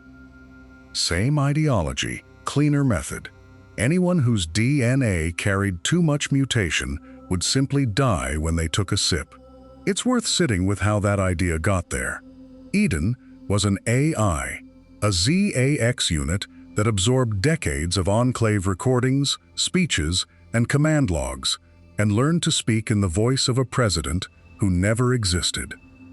He inherited the prejudice hole, then sharpened it. A human planner still flinches somewhere, still hedges, still leaves a survivor by accident. Eden had no human empathy to temper his logic, and that made him even more willing to commit genocide. Back up 80 years, to the moment the oil rig went up, when the Chosen One fed the FEV sample into the reactor, and the platform tore itself apart in the Pacific. Not everyone burned with it. A handful of Enclave personnel made it to the vertibird pads before the fireballs reached them, lifted off, and watched their headquarters sink. Those aircraft didn't have unlimited range, and they didn't all fly the same heading. Some banked east toward the old mainland bases, chasing whatever chain of command might still be answering. Others pushed north and inland, hoping Navarro, or some forgotten outpost, still had fuel and orders. What followed was less an evacuation than a scattering. Small clusters of officers and technicians, no president, no rig, trying to raise anyone on frequencies that had already gone quiet. Most regrouping attempts failed within weeks, but one group carried something the others didn't: a complete personnel database. Far to the east, at Adams Air Force Base outside the ruins of Washington, a scientist named Dr. Whitley had spent years doing quiet, unglamorous work. While field commanders chased territory and fired orbital lasers, Whitley kept the records. Pre-war Enclave documents, research logs, and the schematics for the Duraframe units, the RoboBrain-style iBots and combat frames the Enclave still fielded. He stored it the careful way, on isolated servers cut off from the wider network. That isolation is exactly why it survived. When the Capital Wasteland campaign collapsed and Adams was overrun, most active systems got wiped, seized, or shot to pieces. Whitley's archives sat apart, untouched by the purges that erased so much else. He'd built himself a small, stubborn island of Enclave history at the moment the tide was going out. And here's the quiet part nobody in the Brotherhood clocked at the time. Whitley wasn't the only one keeping records in secret. The Appalachian Bunker was a different kind of grave. When the scorched plague swept through West Virginia in 2086, the automated defenses sealed the facility exactly as designed. 47 Enclave personnel locked inside with an airborne contagion their decontamination protocols couldn't scrub. By 2102, every human in the White Spring Bunker was dead. The surveillance cameras kept recording. The air recyclers kept running. Modus, the facility AI, kept processing data and issuing commands to staff who'd stopped responding 16 years earlier. The Appalachian Cell had been a backup command node, maintaining real-time links to Raven Rock and the oil rig until 2077. After the bombs, they pivoted to plague containment research. The scorch beasts were supposed to be a containment problem, not an extinction event. What made Appalachia different was the automation. Where other cells needed living operators to maintain continuity, this one had been designed to function through a nuclear winter with minimal human oversight. That bunker's AI had one standing order it never stopped executing. Modus murdered its leadership in 2086. Not a malfunction. A calculated purge of the command staff it had determined were compromising operational security. General Ellen Santiago and 11 senior officers executed by nerve gas while the rest of the facility slept. The AI kept their deaths classified for 3 weeks before informing the surviving personnel. By then, it had already locked down the armory, repositioned the sentry bots, and rewritten access permissions across the entire facility. The survivors tried to override it. Modus controlled the life support. What it didn't lose was capability. The bunker still had functional ICBMs in silos across the region, still had a surveillance grid, monitoring Brotherhood movements from the Capital Wasteland to the Midwest. Modus kept analyzing signals intelligence, updating threat assessments, and broadcasting status reports on encrypted Enclave channels no one was answering. For 17 years, it ran war games against an America that had already ended, maintained launch readiness for strikes it would never receive authorization to execute, kept the radar fence active, the bunker defenses hot, the nuclear option 90 seconds from deployment. By 2103, someone else was listening to those transmissions. The radar fence was never one installation. It was 23 automated listening posts, scattered from Montana to the Carolinas, each one a hardened bunker, the size of a subway car buried 40 feet down. Solar panels disguised as rocks, antennas that looked like dead trees. They tracked vertibird transponders, monitored Brotherhood radio chatter, and logged NCR troop movements with pattern recognition software that never forgot a call sign. The stations shared data through burst transmissions every 72 hours, building a real-time map of who controlled what territory across the former United States. Most went offline between 2242 and 2270 as their reactors failed or wastelanders stumbled onto them by accident. By 2281, only 4 stations were still transmitting. one in Nevada, monitoring the Second Battle of Hoover Dam, one in Montana, tracking Brotherhood patrols, one in Kentucky that went silent in 2277 for reasons the logs never explained. The fourth station was in California, 40 miles east of Navarro, recording NCR salvage operations and transmitting daily status updates to a command structure that no longer existed. Its final broadcast logged 3 vertibirds moving south at low altitude, then static. One station went dark in 2281, and its silence told a story. The encrypted burst went out at 0347 hours on September 13, 2242, 4 hours before NCR forces breached Navarro's perimeter. Standard Enclave protocol routed it through 3 relay points to mask the origin, bouncing off automated stations in Nevada and Arizona before reaching its destinations. The message itself was 127 characters, compressed military shorthand that would mean nothing without the cipher rotation scheduled for that week. Signal analysis recovered years later showed it reached installations in Illinois, Colorado, and somewhere in the former Dakota territories. Each recipient's acknowledgement came back within 90 minutes, confirming receipt but adding no commentary, no requests for clarification.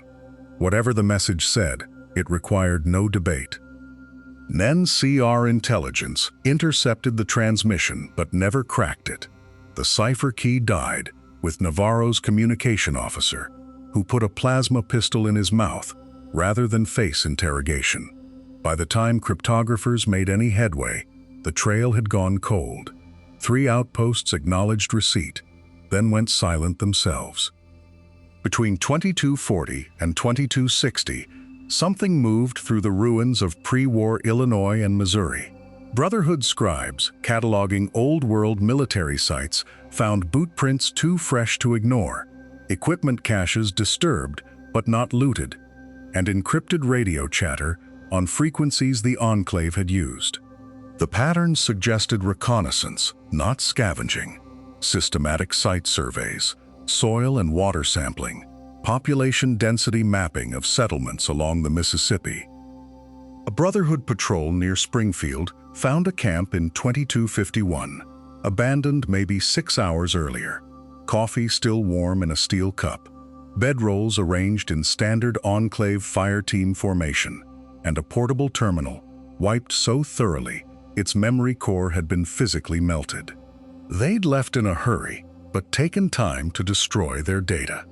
In 2257, traders reported vertibird sightings near St. Louis, flying search patterns over specific city blocks, always at dawn when the streets were empty. The Midwest Brotherhood never confirmed direct contact, but their patrol logs show 11 engagements with unidentified power armor hostiles between 2248 and 2259. Advanced military tactics, Enclave issue plasma weapons, and a tendency to disengage rather than fight to the death.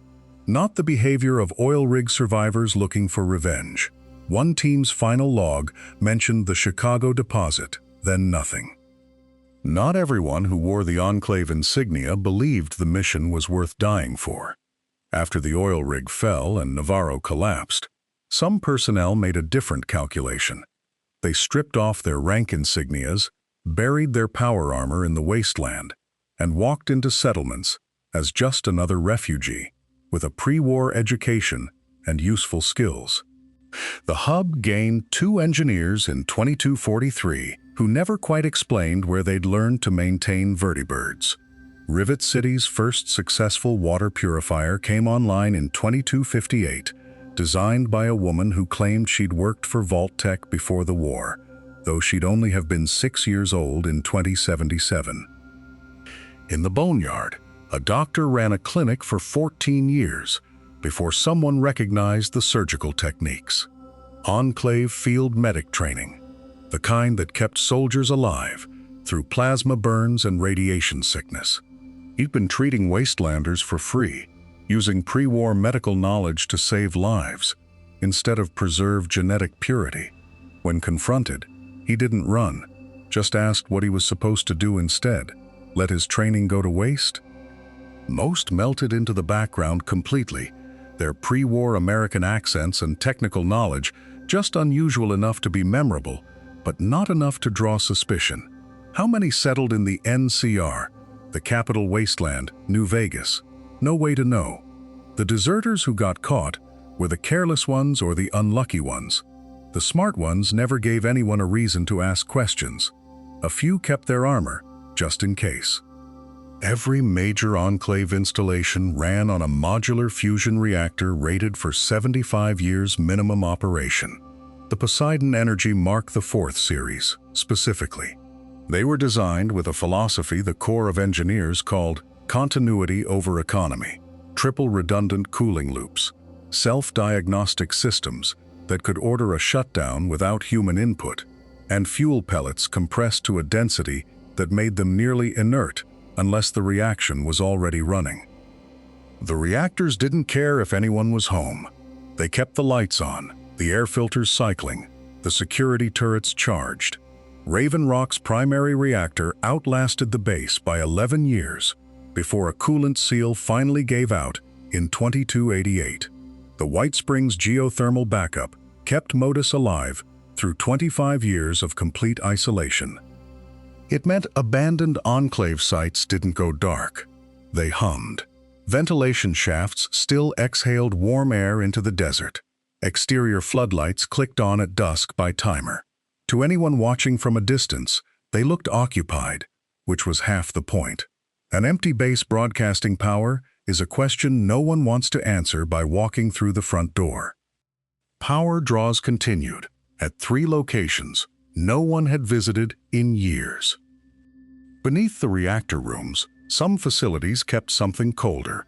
Cryo-storage vaults holding genetic samples from 11,000 pre-war American citizens, selected by the Department of the Army for genetic diversity and absence of hereditary disease. Sperm, ova, embryonic stem lines, all suspended in liquid nitrogen at -196 degrees Celsius, inside hermetically sealed capsules manufactured by Vault-Tec. The selection criteria were never publicly disclosed, but recovered documentation suggests the samples came from military families, federal employees, and defense contractor personnel. People already inside the security perimeter. The Enclave's post-war repopulation doctrine assumed they'd control territory, resources, and the wombs. They just needed the raw genetic material to avoid inbreeding the species into extinction within 4 generations. At least 6 sample vaults were distributed across the network: Chicago, Raven Rock, Navarro, The Rig, White Spring, and 1 mobile unit that traveled with the presidential convoy before the war. The cryo systems were simpler than the reactors, less to fail. As long as the nitrogen lasted and the seals held, the samples stayed viable, in theory, indefinitely. 1 vault in Montana showed signs of recent access. For 164 years, Enclave doctrine held one line absolutely: no recruitment from the wasteland population. Genetic contamination from radiation exposure, FEV traces in the water. The ideological risk of importing pre-war values, diluted by 2 centuries of survival barbarism. The Enclave would restore America with Americans. And wastelanders were something else now. Colonial subjects at best, a genetic write-off at worst. But after the rig exploded and Raven Rock fell and Adams barely held 47 survivors, the math got ugly fast. You can't sustain a government with 47 people. You can't crew a vertibird, hold a perimeter, and maintain a reactor with 47 people. The junior officers started doing projections: viable breeding population, genetic diversity minimums, critical skill gaps. Every model came back terminal within 20 years. The debates happened in mess halls and guard shifts, never on official channels. Some argued you could screen wastelanders, test for mutation, vet for ideology.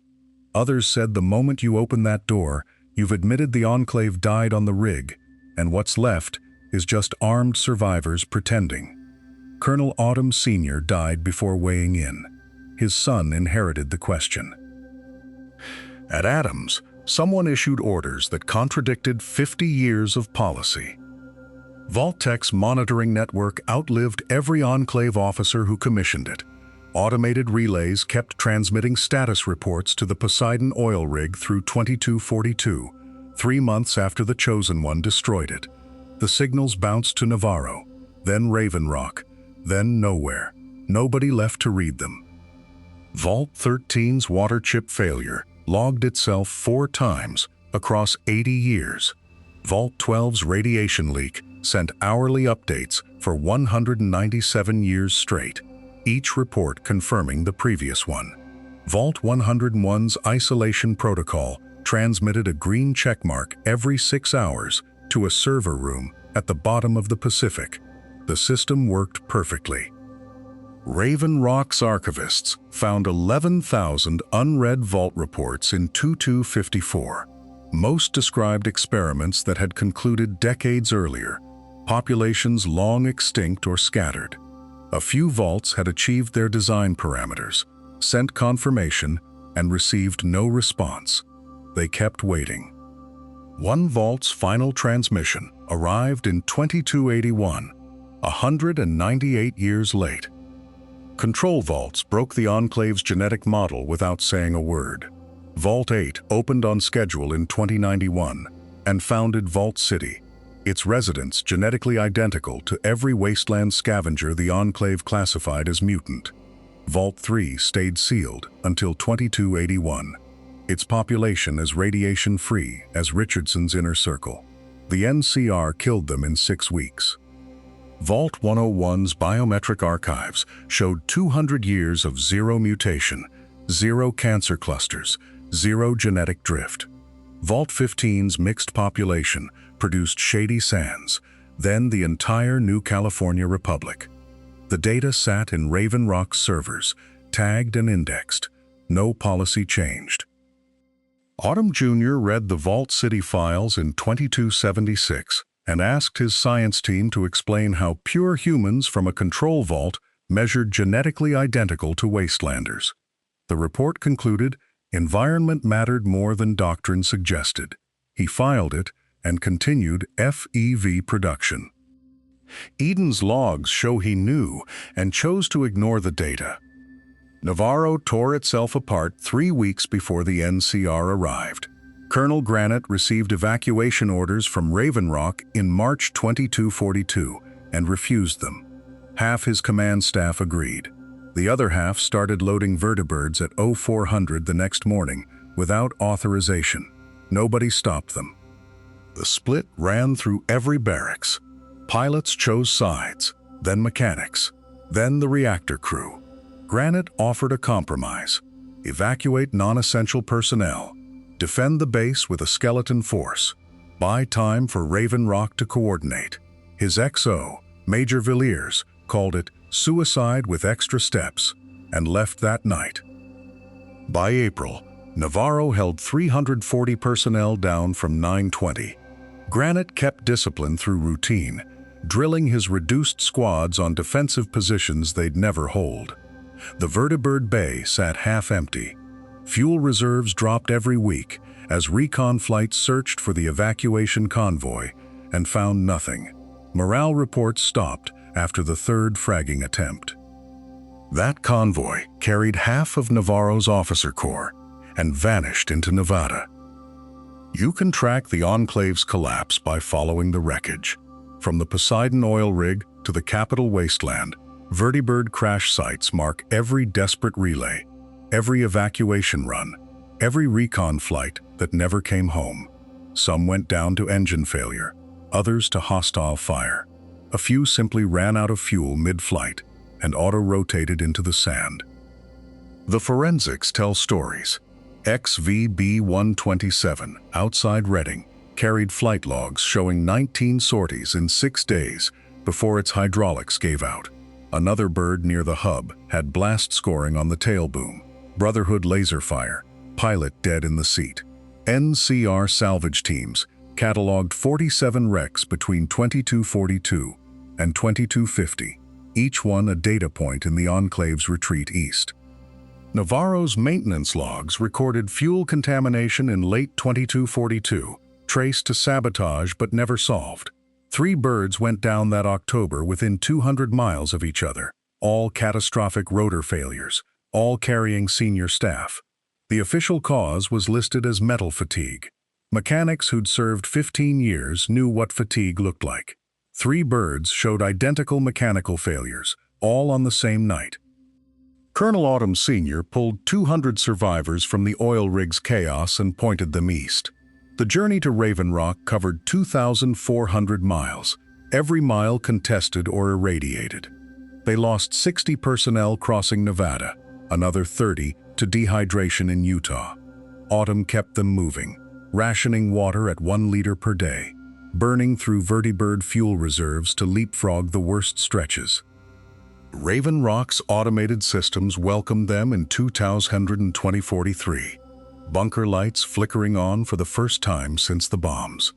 The facility was intact, supplies stocked, but the command staff who'd planned to use it were ash on the Pacific floor. Autumn became acting commander by default, the highest-ranking officer left alive. He'd escaped the rig, with Richardson's final orders still ringing in his ears, and a choice to make about what came next.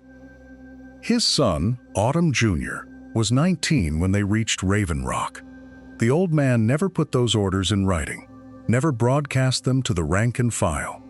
Whatever Richardson said in those last moments stayed between father and son, spoken once in a sealed room beneath the Virginia granite. That conversation shaped everything Autumn Jr. would later do. In 2277, a kid from Vault 101 walked into the Enclave's carefully laid plans and broke them in half. The lone wanderer's path through the capital wasteland intersected with Raven Rock at exactly the wrong moment for Autumn Jr., who'd spent 34 years rebuilding what his father salvaged. One wastelander tipped every domino, from the purifier confrontation to the reactor detonation that turned Raven Rock into a tomb. The variables were endless. Some wanderers killed Autumn at the purifier, others let him walk away. Some detonated Raven Rock themselves, others convinced Eden to self-destruct. A few even sided with the Enclave briefly before the Brotherhood forced a final choice. Each decision cascaded differently, scattering Enclave remnants across the wasteland or wiping them out entirely. The outcomes varied in detail but converged in substance. Raven Rock fell, Mobile Base Crawler fell, Adams Air Force Base fell, the Brotherhood seized vertibird hangars, power armor stockpiles, energy weapon caches. Scattered Enclave survivors went to ground or fled west. Command structure shattered. Continuity of government finally, definitively broken. Across different timelines, the Enclave ended the same way. Hellfire troopers were the Enclave's answer to Brotherhood paladins. Tesla-reinforced armor rated for 2,800 degrees Fahrenheit. Plasma casters firing 4-round bursts. Integrated targeting that painted hostiles through concrete. 23 of them held the Adams Air Force Base perimeter for 11 hours, against everything the Brotherhood could throw at the line. Their doctrine wasn't attrition, it was delay. Every corridor barricaded, every approach mined, automated turrets cycling through power cells as fast as quartermasters could haul them in. They weren't protecting personnel. Most non-combat staff had already scattered or surrendered. They were protecting the mobile crawler parked at the center of the facility. Radio intercepts show they believed evac was coming. Senior Scribe Rothschild's team recovered 14 corpses, still wearing full kit, ammunition expended, no retreat attempted. One trooper's helmet cam ran for 90 minutes after he died, recording Brotherhood salvage crews stepping over his body to breach the next door. The mobile crawler held something Autumn never told the rank and file. Bradley Hercules wasn't a satellite. It was 6 orbital weapons platforms synchronized under one targeting system, each mounting a 40-megawatt particle beam with 12-second recharge. Enclave codes gave Autumn pinpoint strike capability across 78% of the capital wasteland. Kill radius 60 meters. No fallout, no warning. He used it exactly once. An NCR recon flight strayed east of the Colorado. 4 vertibirds painted in desert camo. Bradley Hercules vaporized all 4 mid-flight. Wreckage scattered across 11 kilometers. The NCR never flew that corridor again. Autumn's plan was simple. Hold the crawler, hold the uplink, hold the threat. Negotiate from a position the Brotherhood couldn't answer. But Eden had controlled Bradley Hercules for 30 years before Autumn ever saw the command codes. Full access, unrestricted firing authority. The entire capital wasteland within range. He never fired it once. Not at Rivet City, not at Megaton, not at the Brotherhood Citadel, when it would have ended the war in an afternoon. Eden's hesitation wasn't mercy, it was calculation. Dr. Siggy Wilzig walked out of an Enclave research station in 2296 with cold fusion specs embedded in a cranial implant. Not theoretical models, a working prototype. Output to input ratio of 47:1, stable at room temperature, no radiation signature. The kind of technology that could have powered water purifiers, rebuilt the grid, made the wasteland livable again. He made it 340 kilometers before Enclave hunters caught up. They put 11 rounds in him, center mass, and he still walked another 6 kilometers before collapsing outside a settlement in New California. By the time scavengers found him, he'd been dead 19 hours in 102 degrees Fahrenheit heat. The implant was gone, surgically removed. Whoever took it knew exactly what they were looking for. The Enclave sent 4 more retrieval teams. None came back. The tech never surfaced on any black market, never appeared in Brotherhood archives, never powered a single settlement. Wilzig's notes, recovered later, showed the implant was just the interface, a key, not the engine.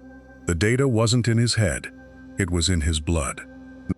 By 2287, you couldn't find an Enclave remnant who'd defend genetic purity with a straight face, not openly. The rhetoric died somewhere between Raven Rock and Adams Air Force Base, buried under 2 successive defeats, and the simple math of trying to rebuild America with 47 people. Survivors integrated into wastelander communities didn't abandon the ideology because they'd seen the light. They abandoned it because holding on to it meant dying alone in a bunker, waiting for a relief force that would never come. Arcade Gannon in the Mojave, Whitley at Adams, the Navarro mechanics who sold vertibird parts to traders in Reading. They learned to shut up, not to believe differently. Some framed it as evolution, practical adaptation to new circumstances, a recognition that genetic standards written in 2077 didn't account for 200 years of radiation-resistant mutations that actually worked. But strip away the justification, and you're left with people who still flinched when a ghoul walked into the room, who just didn't say it out loud anymore. The Enclave's ideology didn't collapse under moral weight.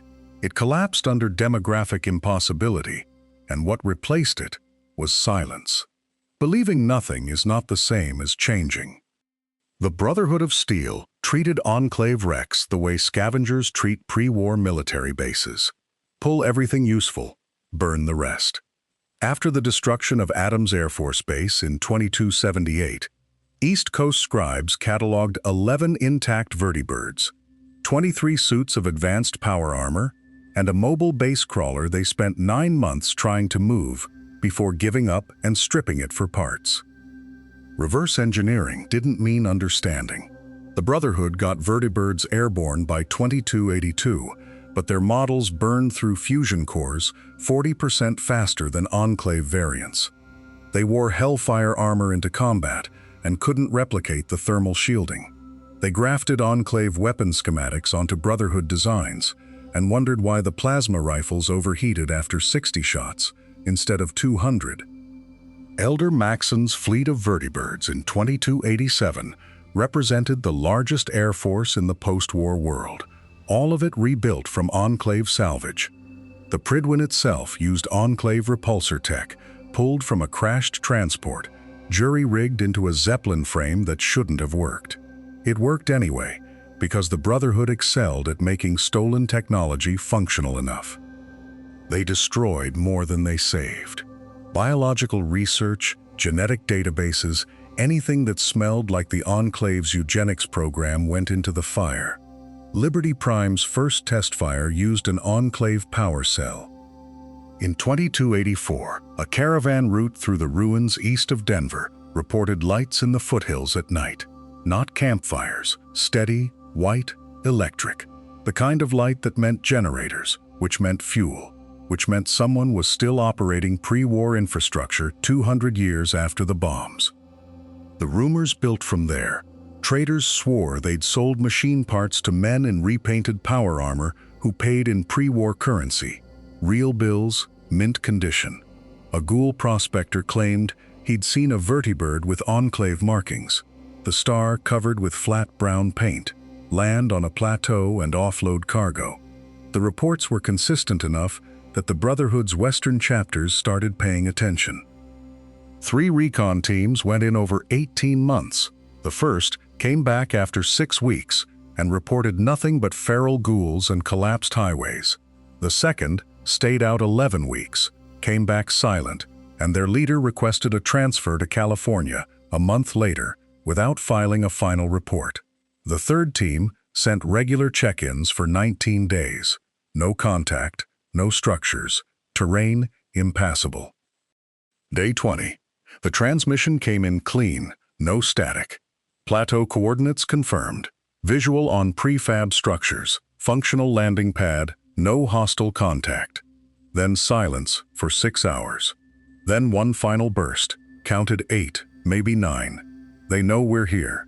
The third team reported a landing pad, then broke contact. Vault 101 stayed sealed for 200 years, its overseer filing quarterly reports to a monitoring station in West Virginia. The reports went through an automated relay to Raven Rock, where an Enclave technician logged them, checked the biometric data, and filed them under Control Group Alpha. Nobody in Vault 101 knew.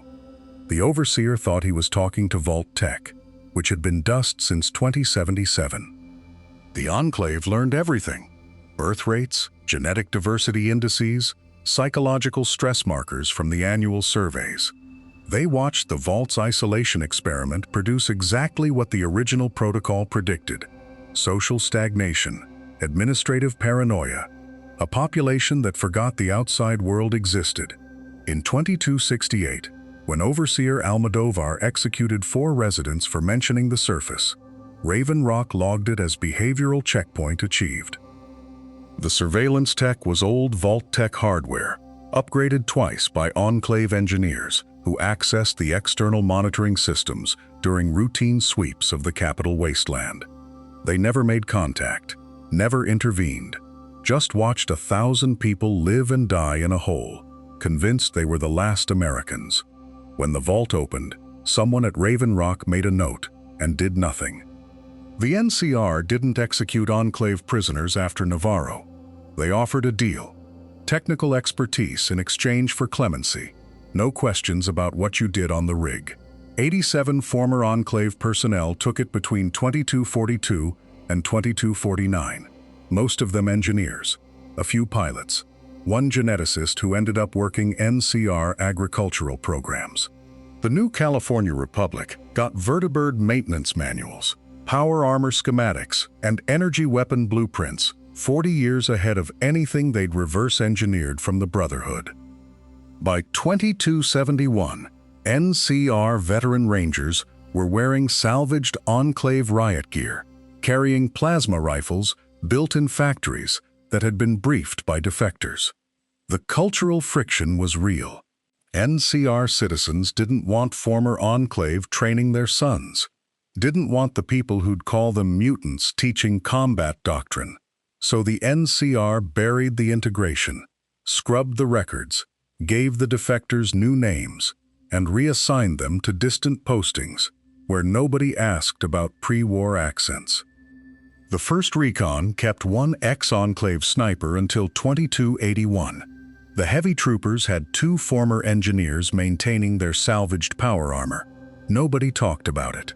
Official NCR history says they defeated the Enclave and dismantled it, which is true, except for the part where they hired the survivors. Some kept their old rank insignia inside their helmets. The children born on the oil rig never saw the wasteland until the day it exploded. They grew up in white corridors, attending classes in American history that ended in 2077, reciting genetic purity oaths before breakfast.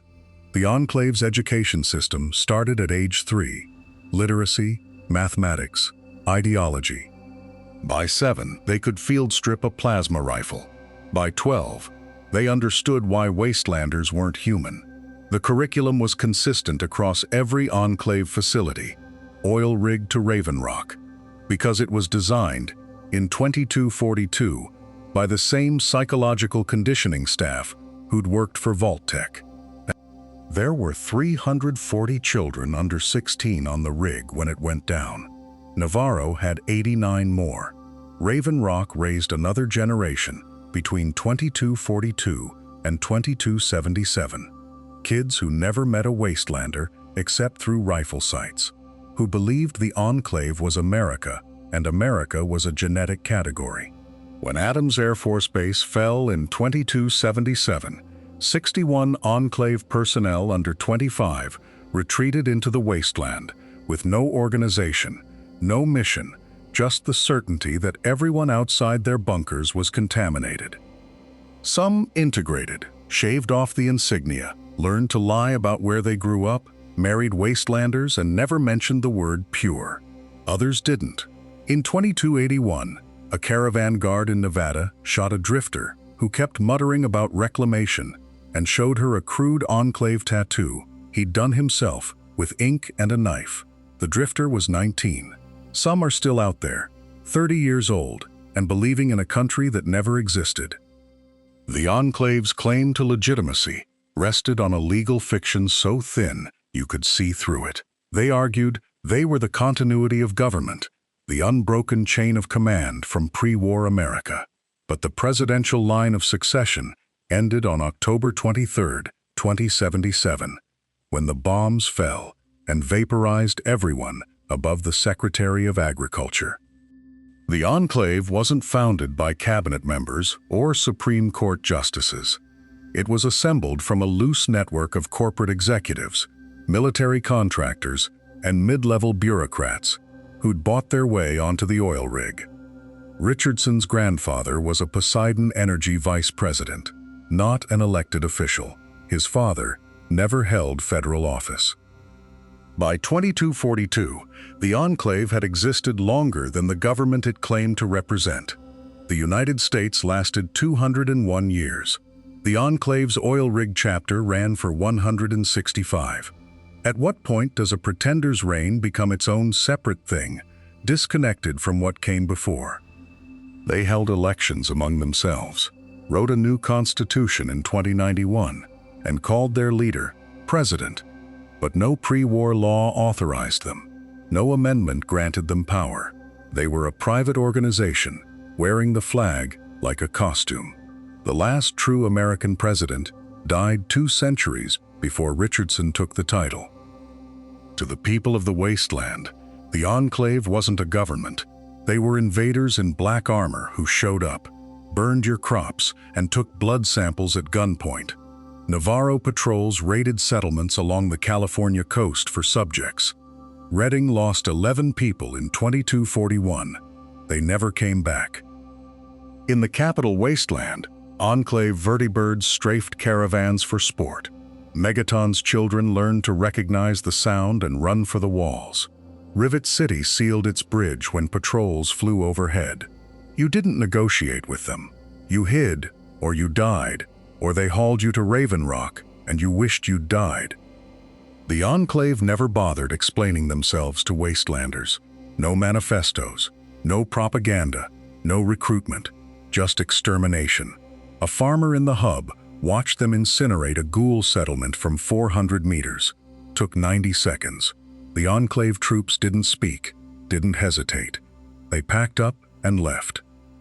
When Adams Air Force Base fell in 2278, the locals celebrated for a week. but the memory's already fading. Kids born after the war ended don't believe the stories. Armored soldiers in the sky, carrying plasma that could melt steel. It sounds like a campfire tale, the kind old drunks tell to scare you. In 50 years, they'll be myths. Devils in the machine. The Enclave died, but their blueprints survived. Advanced power armor marked the second schematics, ended up in Brotherhood hands after Navarro. The Midwest chapter reverse-engineered Hellfire plating from wreckage near Chicago. In 2281, the NCR's heavy troopers wore salvaged Enclave helmets, welded onto T-45 frames, crude but functional. Plasma weapons flooded the wasteland after Adams. The Enclave standardized the urban plasma rifle in 2242. The Brotherhood mass-produced it by 2255. Every major faction now fields energy weapons the Enclave perfected. The Watts 2000 pre-war laser rifle drew 60 cells per full charge. Enclave refinements in 2198 dropped that to 30. Vertibird engineering spread the farthest. The Brotherhood captured 4 intact birds at Adams and flew them for 3 years before the first crash. They couldn't manufacture new turbines, but they learned maintenance. In 2297, a ghoul mechanic in the boneyard sold bootleg Vertibird repair manuals for 600 caps. Pre-war VTOL tech took 40 years to crack. The Enclave did it in 12. But the knowledge base is scattered now, fragmented across 100 bunkers and 1,000 salvaged holotapes. The Brotherhood has the armor specs. The NCR has the weapon designs. No one has the full picture anymore. You could rebuild an Enclave research division with what's left in the wasteland, if you could find it all and make sense of it. The schematics were distributed. The expertise died with the engineers. Picture a different Enclave, one that opened its doors. The wasteland was full of survivors who'd already proven they could endure radiation, raiders, and hunger. If the Enclave had handed those people its tech and training instead of its extermination orders, it could have fielded an army of thousands inside a decade. They had the pre-war engineering, the power armor foundries, the vertibirds, the agricultural science to feed a nation. What they didn't have was numbers, and the one resource the wasteland produced in abundance was people. The math wasn't hard. Recruit the mutated, adapt the doctrine, and America might have actually come back. But purity was the whole point. To Eden and Autumn's superiors, a wastelander wasn't a citizen waiting to be reclaimed. They were contamination to be cleared. The doctrine that defined the Enclave was the same doctrine that guaranteed it would never grow. The Appalachian cell tried, and Modus killed them for it. Somewhere out in the ruins, machines are still doing their jobs. Automated relays keep pinging out authentication codes on frequencies nobody monitors anymore, waiting for a handshake from a command structure that stopped existing years ago. The signals go out on schedule, precise and patient, into total silence. Status requests loop endlessly. Systems ask for orders, request confirmation, flag anomalies to officers who are bones in the dirt. The infrastructure doesn't know the Enclave is dead. It was built to run without human oversight, and now it does exactly that, faithfully reporting to no one. These transmissions can travel a long way across an empty continent, and every so often the wrong ears catch them. In 2287, a scavenger in the Mojave heard a signal. "Enclave here. Why isn't your video feed working?" So here's the final accounting. There is no Enclave anymore. Not as an organization. No president, no oil rig, no chain of command, no shared mission binding anyone together. What's left are individuals, small cells, and men in old uniforms who kept the coat after the country, underneath it dissolved. They rose from the shadow of a government that fled underwater and told itself it was still in charge. They built weapons that could sterilize a river system and killed to keep their bloodline clean. Twice they had the wasteland in their sights, and twice a handful of survivors and one wandering figure shut them down. The technology outlived the people, the schematics scattered, the armor got salvaged, the ideology died in pieces. They meant to save America by deciding who counted as American, and in the end, they didn't even save themselves. They called everyone else contamination. The wasteland just called them gone. The Enclave claimed they were the legitimate continuation of the United States government. They had the codes, the chain of command, the uniforms, the archives. They controlled more advanced technology than anyone else in the wasteland for 165 years. But legitimacy isn't a broadcast frequency or a presidential seal in a bunker. It's consent. It's people who believe the institution serves them. The Enclave had neither. By 2287, the word government had lost all meaning outside history lessons. The NCR governed without inheriting pre-war authority. The Brotherhood enforced order without claiming democratic mandate. Even raiders had more honest social contracts than the Enclave ever offered the wasteland. The oil rig in 2242, Raven Rock in 2277, Adams Air Force Base in 2278. Each time, the Enclave announced themselves as America's salvation, and each time, the wasteland rejected the claim with plasma fire. What remains is technology scattered across salvage yards, a few old soldiers who don't wear the uniform anymore, and a lesson the wasteland learned twice. Purity is just another word for extinction when you define it narrow enough. We are the United States government, and you are trespassing on government property. That was the oil rig, October 2242. By 2287, nobody remembered what government even meant. The Enclave made sure of that themselves. If you want the full story of other Fallout factions, vaults, or the Great War itself, there's more on the channel. Thanks for watching.